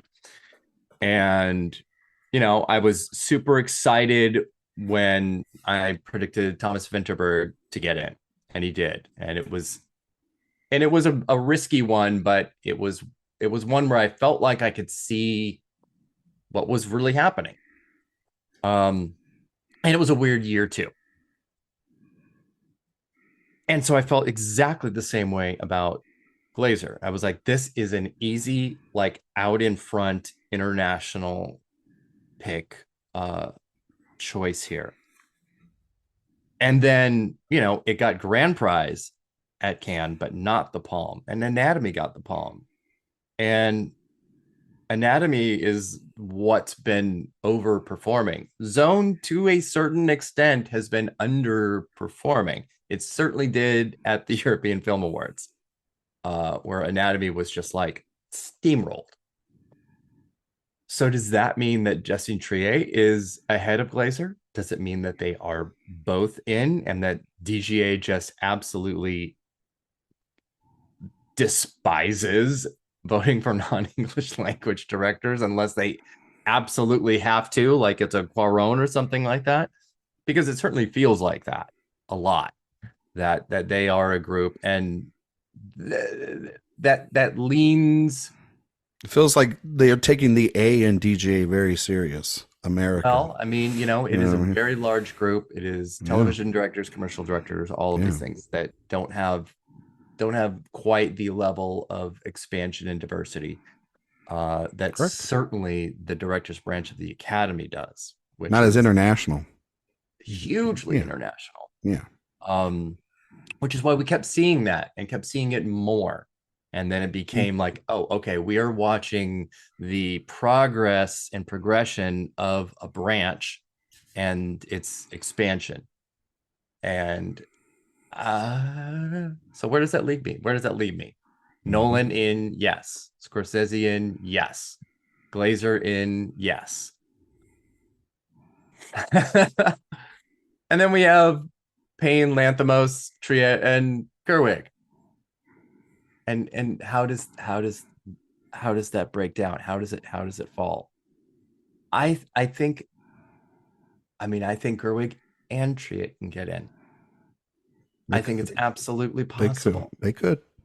And again, I have not really decided as of this moment. But I have a hard time taking Payne out of this top 5 because that's just a film that has absolutely overperformed and in the right time in the right place. It just has. So I think I will have to have him at 4, and then my 5 then becomes between Lanthimos, Gerwig, and Triet and Triet. Oh my God. I think I'm gonna lean to Justin Triet right now. So you're going with Sophia's 5. I think so. After What's all fun, of that. Funny enough, if you look on this card, I have Sophia's 5 on this card. Oh no. I agree. I think the only one that's safe is the winner. Because he is the winner. We all need to just know that because it's happening. Well, yeah. And Martin Scorsese is not missing. He may have missed BAFTA, but again, it's the group that doesn't nominate Denzel Washington. I'm not worried about that. And also, it goes back to your point too, Sophia. It's such an American film that, of course, and it's also about the subject matter feels very much like, the Brits are not going to actually want to talk about that or nominate that. A nostalgic piece for Payne. He is very Academy friendly when he makes something that they like. And I mean, when it's not downsizing, he's done pretty well for himself. And I just think people assumed because the Holdovers isn't as artistically pushing the boundaries as the other films that were nominated at DGA that he would be the vulnerable one. But clearly that's not the case because we all know this Academy really is. I think that Justine Triet is the one that I would say out of the two between her and Jonathan Glazer seems to be safer at the moment. I think you're right, Erik. The movie is surging and has a lot of popularity. And I think a friend of mine was talking me through that a couple of weeks ago. Her name is Sophia Ciminello, and telling me that this is the movie that would get in an international feature and it would be winning international feature. Like Erik, like you were saying earlier, if it was in that category, we wouldn't even have to. It would 100% be winning. So yeah, it would replace Tasty Things, so we wouldn't have to worry about that. So it leaves that final spot. I just think that Glazer feels very, not even just like the international double nominees that we've had in the past, feels very much like Todd Field last year. It's just very workman, very Kubrickian on its influences. A director that is, someone that they that they watch that movie and they go, damn, I wish I could make a movie like that. It hasn't been around in 10 years, so it's their chance to reward him for this great achievement. It leaves you speechless, it leaves you thinking afterwards. Yorgos' film, talk about a lot. There's a lot going on in that movie. Gerwig has been at this crossroads before where we thought she might pull in at the last second for Little Women and she didn't get in. And then she ended up getting screenplay. She got a couple actors, a couple techs and picture nominations, and sadly lost to Taika Waititi. Yeah, I know. I'm sorry. I didn't mean to bring it up. Thank God that film isn't here. Let's just all next say go that. win. We have a really good. We're group. really. You know what? Good job, everybody. We don't have to worry about that this year. Congrats to the whole team. Good job, Searchlight. Way to bury it. Anyway, it's on Hulu right now. Team behind it really did a great job. Anyway, I think that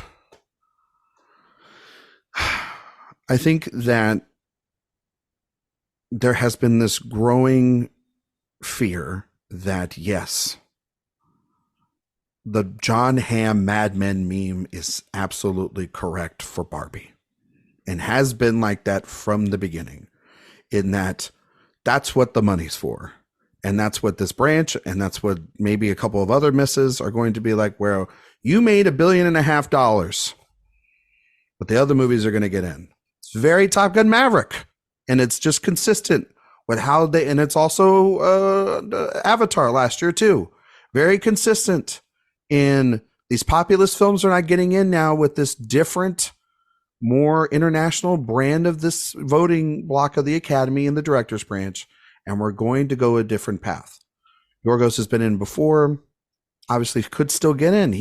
Payne could still miss. And that's the thing. If Payne misses, then there goes any chance of a second film even trying to attempt to climb the mountain that is Oppenheimer and dethrone it, which is not happening. And I've been saying that for a while, but whatever.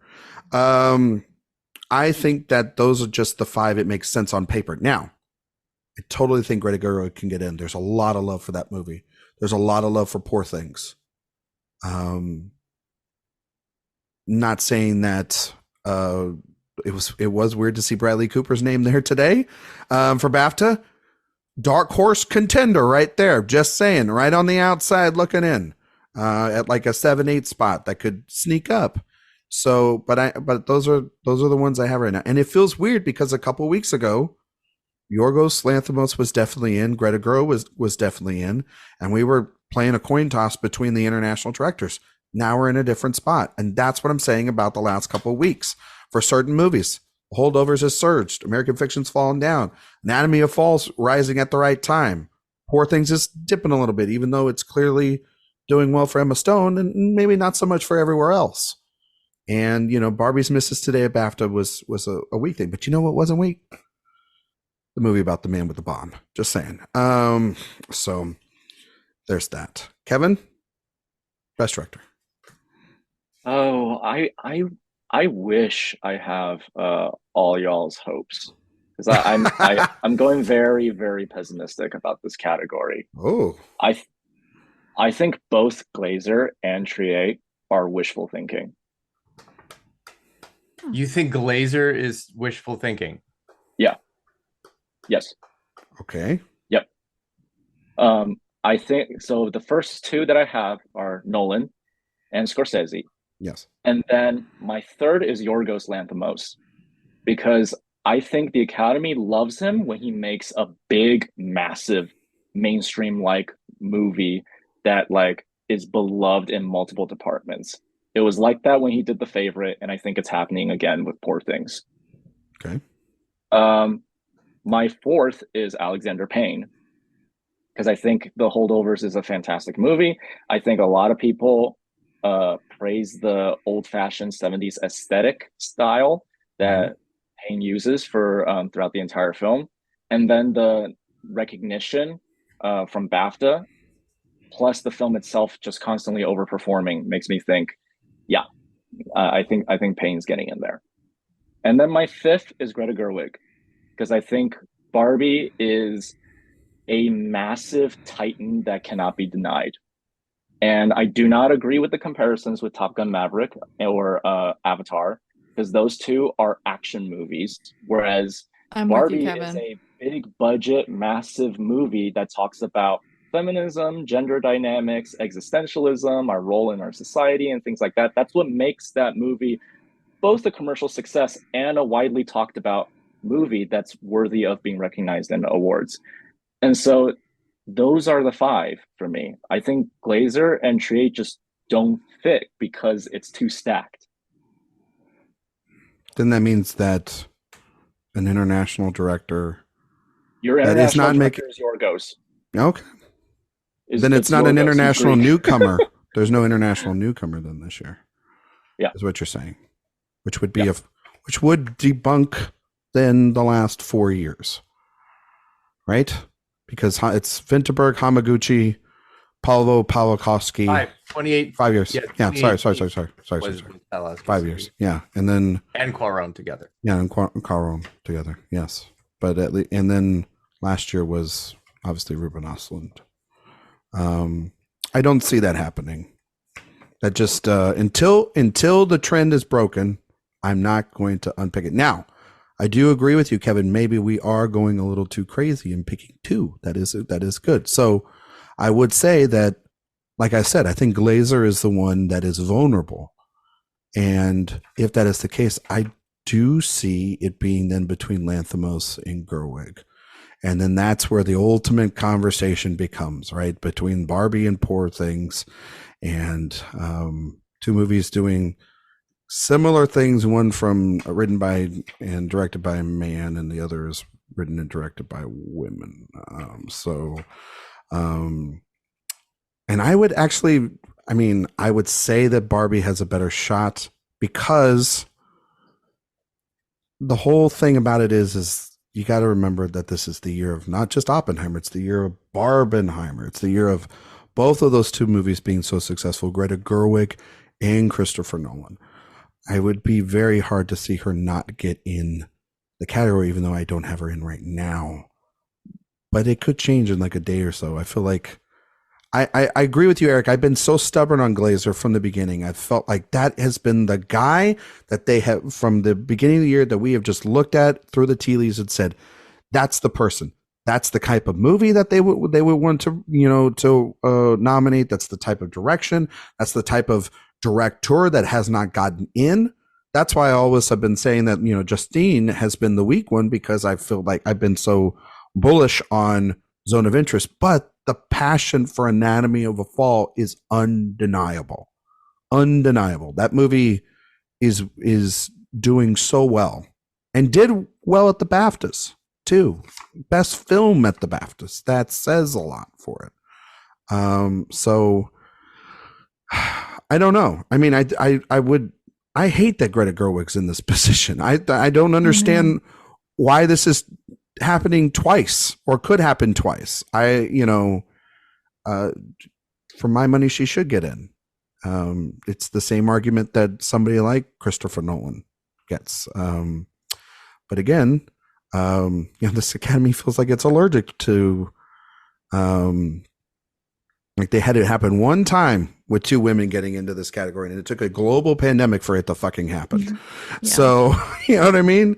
And it would just feel weird. Like, I already have Margot missing, but it would definitely, and I have, you know what? Fuck it. I'm taking Glazer out. Fuck it. I'm doing it.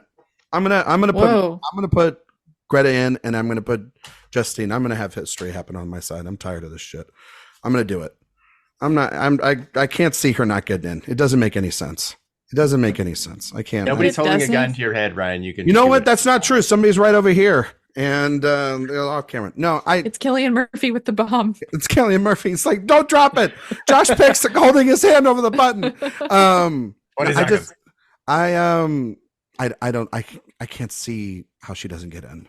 Maybe I'm just hoping. Maybe I'm just hoping. But I just think she felt like a top 3 contender for such a long time. We've been talking about Barbie killers and Oppenheimer. Why wouldn't she get in?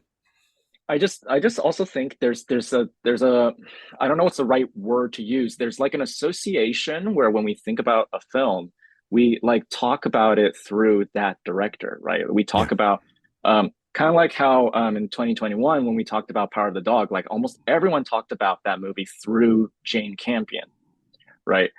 That's sort of the part where I'm just very skeptical about for Glazer and Trier. It's just like, yeah, as much as we love those two films, I can't get over me picturing a group of people talking about, have you seen The Zone of Interest? Wow, what a devastating film.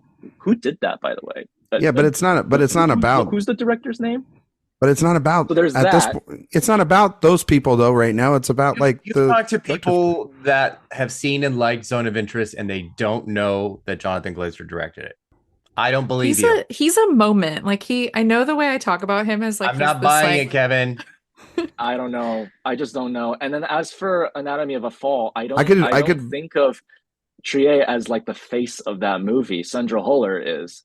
It's like Power of the Dog, I would say Jane Campion is the face of that movie. Barbie, Greta Gerwig is the face of that movie. In addition with Margot Robbie, that it's like just the two of them. And then Poor Things it's Yorgos with Emma Stone. They're so locked in together. I think though I was making this argument a couple of weeks ago when I was talking to Sophia, that if you want to make the better argument about Anatomy of a Fall, it's Sandra Hüller in the script. That's the things that you walk out of the film. Those are the things. But she's clearly been the one making all the speeches, including at the Golden Globes and stuff, which was right before voting. And she is also just like Glazer, which this would be the time to reward her. She won the Palme d'Or. She is, and it's not about, I'm going to use the word, it's not about the normies at this point. It's about the Academy, and it's about what we think that branch could do. And what what people have shown, including BAFTA voters today, is they really do like that movie, and people really do like that movie. And we were at multiple festivals. That was the hot ticket. It was. I remember people were packing it in on day 3 and 4 of Telluride, of Toronto. It was packed when I saw it at Middleburg. It was the movie that people were still talking about, and they've talked about it this whole time. I mean, I would love Jonathan Glazer to get in, because then that means, like, yeah, Erik and I would have been right from all the way even before it premiered at Cannes about him. But sometimes those predictions just want to be right, actually. Yeah, we just want to be right. I just want to hold that for. Yeah, we just want to hold it over everybody. But yeah, I mean, Gerwig does feel like, until today, it felt very much like, no, she's getting in. And the same for Scorsese. The only one, and honestly, you could just throw all the names into a hat and pick them out. And the only one you really just need to have up there is Nolan, because he's kind of the only, he's not missed anything. He's the only one. He's the winner, and he's kind of guaranteed at this point. So, but then again, he could miss. Who knows? We've seen weird shit happen before. We all thought that about Denny V, and he missed. So there you go for Dune. But it's a different kind of film, obviously, for sure. Well, the thing with Gerwig, I want to mention though, that I feel like it's like, for everything I see that is like, filmmakers won't like this, you're also seeing Jane Campion, Todd Field, Jordan Peele, Alfonso Cuarón, all of these people supporting it that are directors. So she does have pull, and there are filmmakers who do want to celebrate this. And that's what I've kind of been clinging on to too, is that it's not just a populist film. Like, she is a visionary director, and that's very much how they're marketing this movie. It's just whether or not the Academy is going to go with her, or they're going to go with someone like Jonathan Glazer. It's like the complete opposite. And for me, Glazer's even higher than 5. I just like feel good about him. No, but also too, all the names that you just mentioned, Sophia, those are American directors. And then not Alfonso. Oh, okay. I thought you said, I didn't hear that one. I'm sorry. I do apologize. Yeah. It's just people are clinging to that Ruben Östlund thing, and it's like, that's one person. I do think that that film has shown that that's the movie that will divide the American voters and the international voters. And we'll see how that plays out. I think that it has enough populace to be able to get in. And she's she's done enough DGA screenings over the last 2 months and sold out screenings, mind you, too, to be able to get in. But also, and this isn't even about it being a blockbuster. It's very hard. I've always said this for comedies, and Barbie is an outright comedy, to get into these big spots. And that's the thing that's always tripped me up. It's not about her and it's not about the film. It's about, like, I don't have a comparison or something else that's a $100 million comedy like it. And that's what makes it unique and special, but it also makes you kind of nervous about picking it in certain spots. And but anyway, we'll see. It's going to be the one I'm definitely sure we're going to talk about the most next week when we're on this show, because it could go a variety of ways. And there's the realistic world where both Triet and Gerwig miss.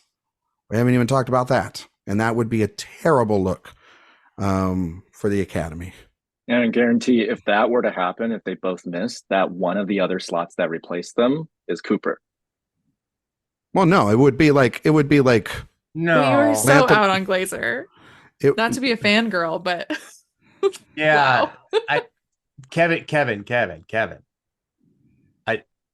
I'm trying to absorb the path that you're taking, that Glazer is that far out of it, because I don't see it. Yeah, I don't see it either. Well, we're talking about the possibility that Ryan just said, if Triet and Gerwig both missed. Yeah, but you think it's right. The only way that he can get in is if both of them miss, just so that no, that's he's saying they're not going to get. He's not getting in. Period. He's not getting in. Even if they miss, he's still not in. No. If Triet and Gerwig both miss, then yeah, maybe Glazer gets in. I'm just saying I would not like the timeline where the person who does get in is Cooper. So it would be Oppie. It would be Killers, Oppie, Poor Things, Maestro, and the Holdovers, and not for a director. That's what it would be. That's the timeline that I won't like. Okay, that's fair. That would be apocalyptic. I don't think we're going to live in that timeline, Kevin. I don't think we're going to. If that happens, like that timeline is wild. Like the reactions people would have. I'd have to leave the internet. Imagine all the Bradley Cooper fans, how mixed they would feel at that day, huh? You know what I mean? You're talking to one. I'm just saying, it'd be a rough day. It'd be a rough day for that 13th nomination to come in. Anyway, Best Picture, finally here. Let's do it. Let's go. Erik Anderson, you're first. I'm not going to say it's going to be short, because I mean, when am I like short-winded in talking? Your intro into this. Exactly. Perfect. I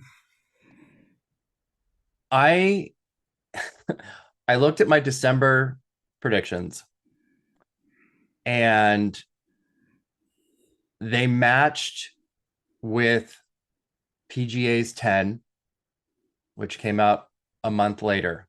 Mm-hmm. American Fiction, Anatomy of a Fall, Barbie, The Holdovers, Killers of the Flower Moon, Maestro, Oppenheimer, Past Lives, Poor Things, and The Zone of Interest. The inclusion of Anatomy and Zone here was wild, because those are the types of movies like DGA that don't make it here, but then they make it in to the Oscar lineup. So the fact that they made it here was kind of amazing and extremely surprising. And, you know, you look at history and where PGA and where Best Picture aligns, and when they do, when it's been 5, when it's been 10, when it's been 8 and 9. And it just doesn't happen that they match up. But this year, here we go. I think it's going to match up 10-4-10. And my 10 that I had predicted in December are the 10 that I'm predicting to be nominated. Okay. I'm going to go to Kevin. I'll save myself for last. Here, Kevin. I'm with Erik on this one. You're with Erik. I have the PGA 10 because the rest are they just feel way too far away. You know, the only one I can possibly imagine, it all comes down to like whether a film suddenly surprises, right? For example, like how much do Academy members love Saltburn? Are they actually going to let Saltburn get in original screenplay, supporting actress? Maybe if it does, then yeah, Best Picture is a threat for it to take a slot, right? It depends, but right now, like everything just sounds so far away. Even number 11 sounds so far away, in my opinion. And so I can't. I don't have any basis in my right now to like choose anything different at the moment. So I'm just sticking to the 10. Sophia. Yeah, I'm sticking with the PGA 10, which sounds crazy, but them putting Anatomy of a Fall and The Zone of Interest in there, that just shows actually how strong those movies are. And I can't make an argument for anything else. Okay. I have Oppenheimer, Killers of the Flower Moon, Barbie, Poor Things, Maestro, Holdovers, American Fiction, Zone of Interest, Anatomy of a Fall. And of course, it comes down to the final spot. So somebody mentioned earlier Women Talking and how that got in last year over The Whale. And I know where this is going. Where do you think it's going, Erik? Oh, go ahead. Well, I made that whole argument about Danielle Brooks earlier. Yep. And son of a bitch. Nah, she's still going to be a lone nominee. I'm going with Past Lives. Fuck it. I'm not putting in Color Purple. Are you kidding me? I'm going with the PGA 5 or PGA 10. I feel, though, that is the close one, though. We can't say that one's not. It's a SAG nomination, really, for Color Purple. Then, BAFTA saving it in a couple spots today. Like it is there to get it. But to the Spider-Verse people out there, have a nice day. To the Air people out there, open up a window, get some fresh ones. All right. To the May, December people, pick another month. You know what I mean? It's like those movies kind of done. Saltburn, yeah, kind of wish not. All right. I think it really comes down to 11 films, and it's Color Purple, and it's the movie Erik has been pushing maybe, or like telling me that it could possibly not get in. The movie that we haven't talked about, Past Lives. Because Past Lives also is sitting right there. It's very vulnerable because The Zone of Interest we think is going to do really well. And it's been the movie that A24 has been pushing the most and feeling like it. But I mean, Past Lives is sitting right there to be also a screenplay and picture. To have two of those in 1 year with American Fiction. And that feels a little weird. That's why I only have one of them doing that. Yeah, I know. But it feels well. No, you don't, because when you say only, you have Sterling K. Brown getting in. No, but I have Jeffrey Wright. Oh, that's right. You have Jeffrey Wright. It is in. Past Lives is the only film that I have that's only going to get picture and one other thing, and that being screenplay. Yeah, and so it feels weird. Yeah, so it's the Women Talking of this year. Yeah, it would have to be American Fiction. Would have to be that. Past Lives would have to be that. It could end up being like that. It kind of is playing out like that, where we could have a weird outlier where both original and and adapted have a screenplay and picture, and that's it. That would kind of feel weird to do. It's possible, and so that's why it probably really a 1-to-1 ratio. But yeah, it kind of feels that, though. Then that means that Sterling K. Brown and Jeffrey Wright are probably one of them is most likely going to get in. Most likely Jeffrey Wright, at the detriment of Leonardo DiCaprio. But I haven't picked it. Remember, American Fiction got SAG Ensemble. That is true. It did. But yeah, Danielle Brooks and the whole gang, they're sitting right there just to go and,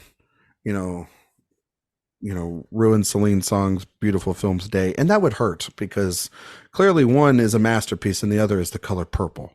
So, and ruin a really great lineup of Dear Say. It would every year. I always say every year there's a movie in the lineup that I think is garbage, and if The Color Purple got in there, it would be garbage produced by Oprah. You know, so just putting that out there if it does happen. But yeah, I think that it's going to be the PGA 10. First time in history, it would be the PGA 10 of the expanded lineup too. When you think about that, but it's always gone 9 for 10. That's why there's always this. What's the film out? What's the film in? 8 or 7. 8 or 7. Yeah, but this year it doesn't feel like we're going to have 3 movies of this 10 get taken out. No, there are no Glass Onions, Wakanda Forever's. That isn't the lineup that PGA went with. Yeah, there was. I mean, it definitely tricked me last year with The Whale. I was like, that's the kind of movie that doesn't make it to PGA, but it'll make it to the Oscars because it's got the Best Actor winner in it. Yeah, so they definitely pulled a sly one in doing that. But yeah, and not all the SAG ensembles got in because Babylon was the one on the outs looking in, and that could definitely be The Color Purple and 2 bad movies on the outside looking in. That would be great, wouldn't it? You know what I mean? It's so. To Kevin's point, though, I think the reason why this 10 feels so comfortable is exactly because 11 feels so far away. Unlike the acting categories where it feels like, 4, 5, 6, 7 are all right on top of each other, it doesn't feel that way with Best Picture.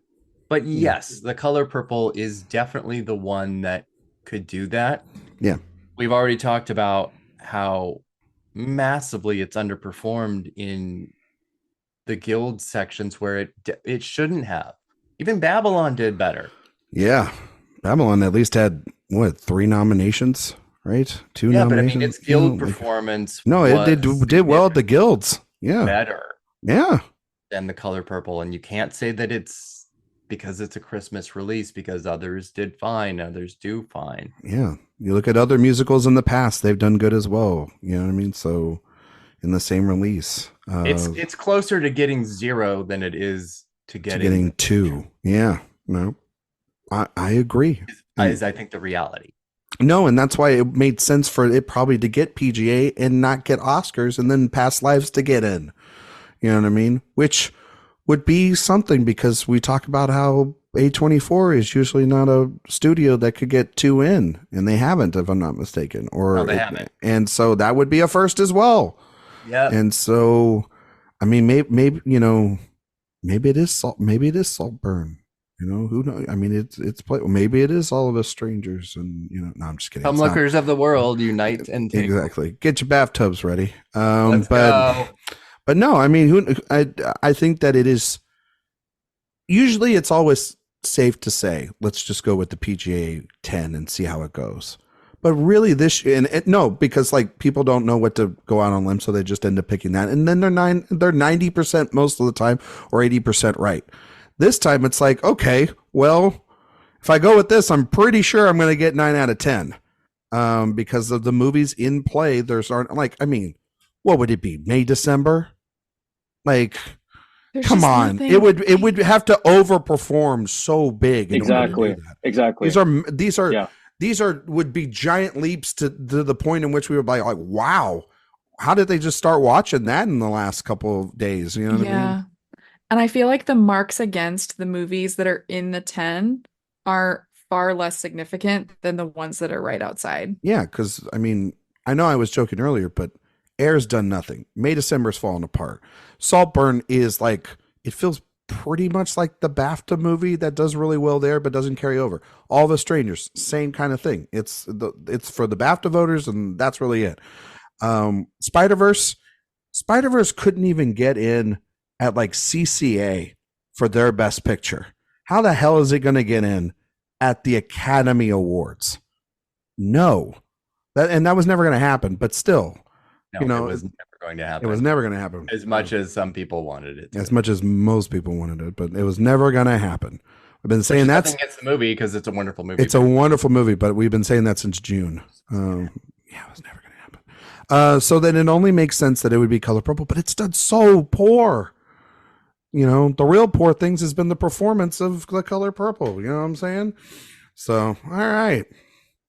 On that note, that's going to do it for this week's episode. You've got a lot to chew on this weekend, folks. Or if you're listening to this on Monday, the day before, then, I mean, wow. You had 3 days to listen to it. Come on.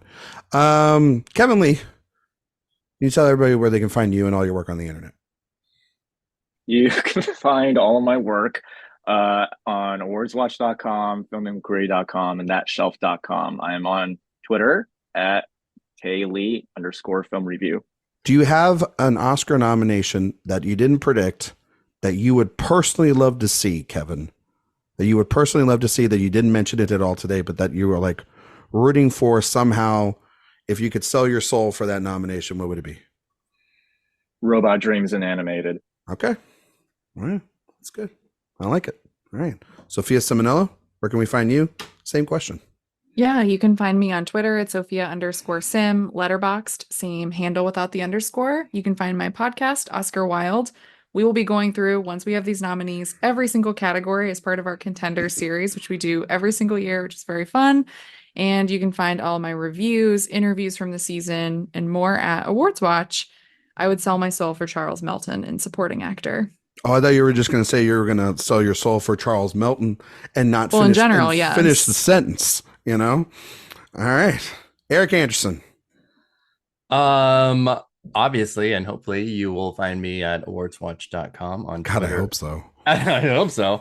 At awards_watch and everywhere else, Instagram, Letterboxd at just awards watch. And I mean, obviously it should not come as a surprise that my single pick would be Andrew Scott getting into Best Actor.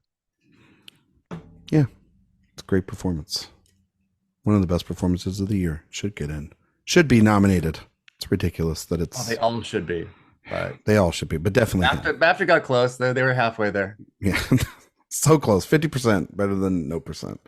Like every other award show. Anyway, you can find me on Twitter, Instagram, Letterboxd, Ryan McQuade 77. You can find all my work here at awardswatch.com. If you like podcasts, we have the Director Watch podcast. We're in the middle of a William Friedkin movie series right now. This week's episode was The French Connection that came out yesterday, but next week's show, we will be talking about The Exorcist, which will be a big film, and I think everybody will love to hear that episode. 5 stars on iTunes and on Spotify. Go to the website, sign up for the newsletter. Erik puts that together every single week when he remembers. You know, it's twice a week, right, Erik? But please go ahead and sign up for that nomination. I'd love to see. I think that it was it was Sophia that mentioned it earlier. I would love nothing more than to see both an adapted screenplay and for Are You There, God? It's Me, Margaret, and for Rachel McAdams to get supporting actress nomination. Oh, you're picking 2. Yeah, I'm picking 2. I'm the host. I'm the host of the show. I can do what I want. Well, they work together. It's not like I pick I'll take Rachel McAdams and The Pigeon Tunnel, or some crazy shit like that. The Pigeon Tunnel. Like just random ass fucking movie. Well, she sees that bird. Indeed. Well, she sees that bird in the window and she wants to paint it in the pigeon tunnel. And that's a bird. There we go. A bunch of birds. It all made sense. Mm-hmm. Next week, we'll be back. We're going to break down these nominations. And I'm sure that's just going to be enough for that show because it's going to be a long episode of everyone talking about them. The nominations come out on Tuesday, early in the morning. Get your coffee. See what kind of madness this Academy delivers us. Thank you all so much for listening, and we'll see you all next time.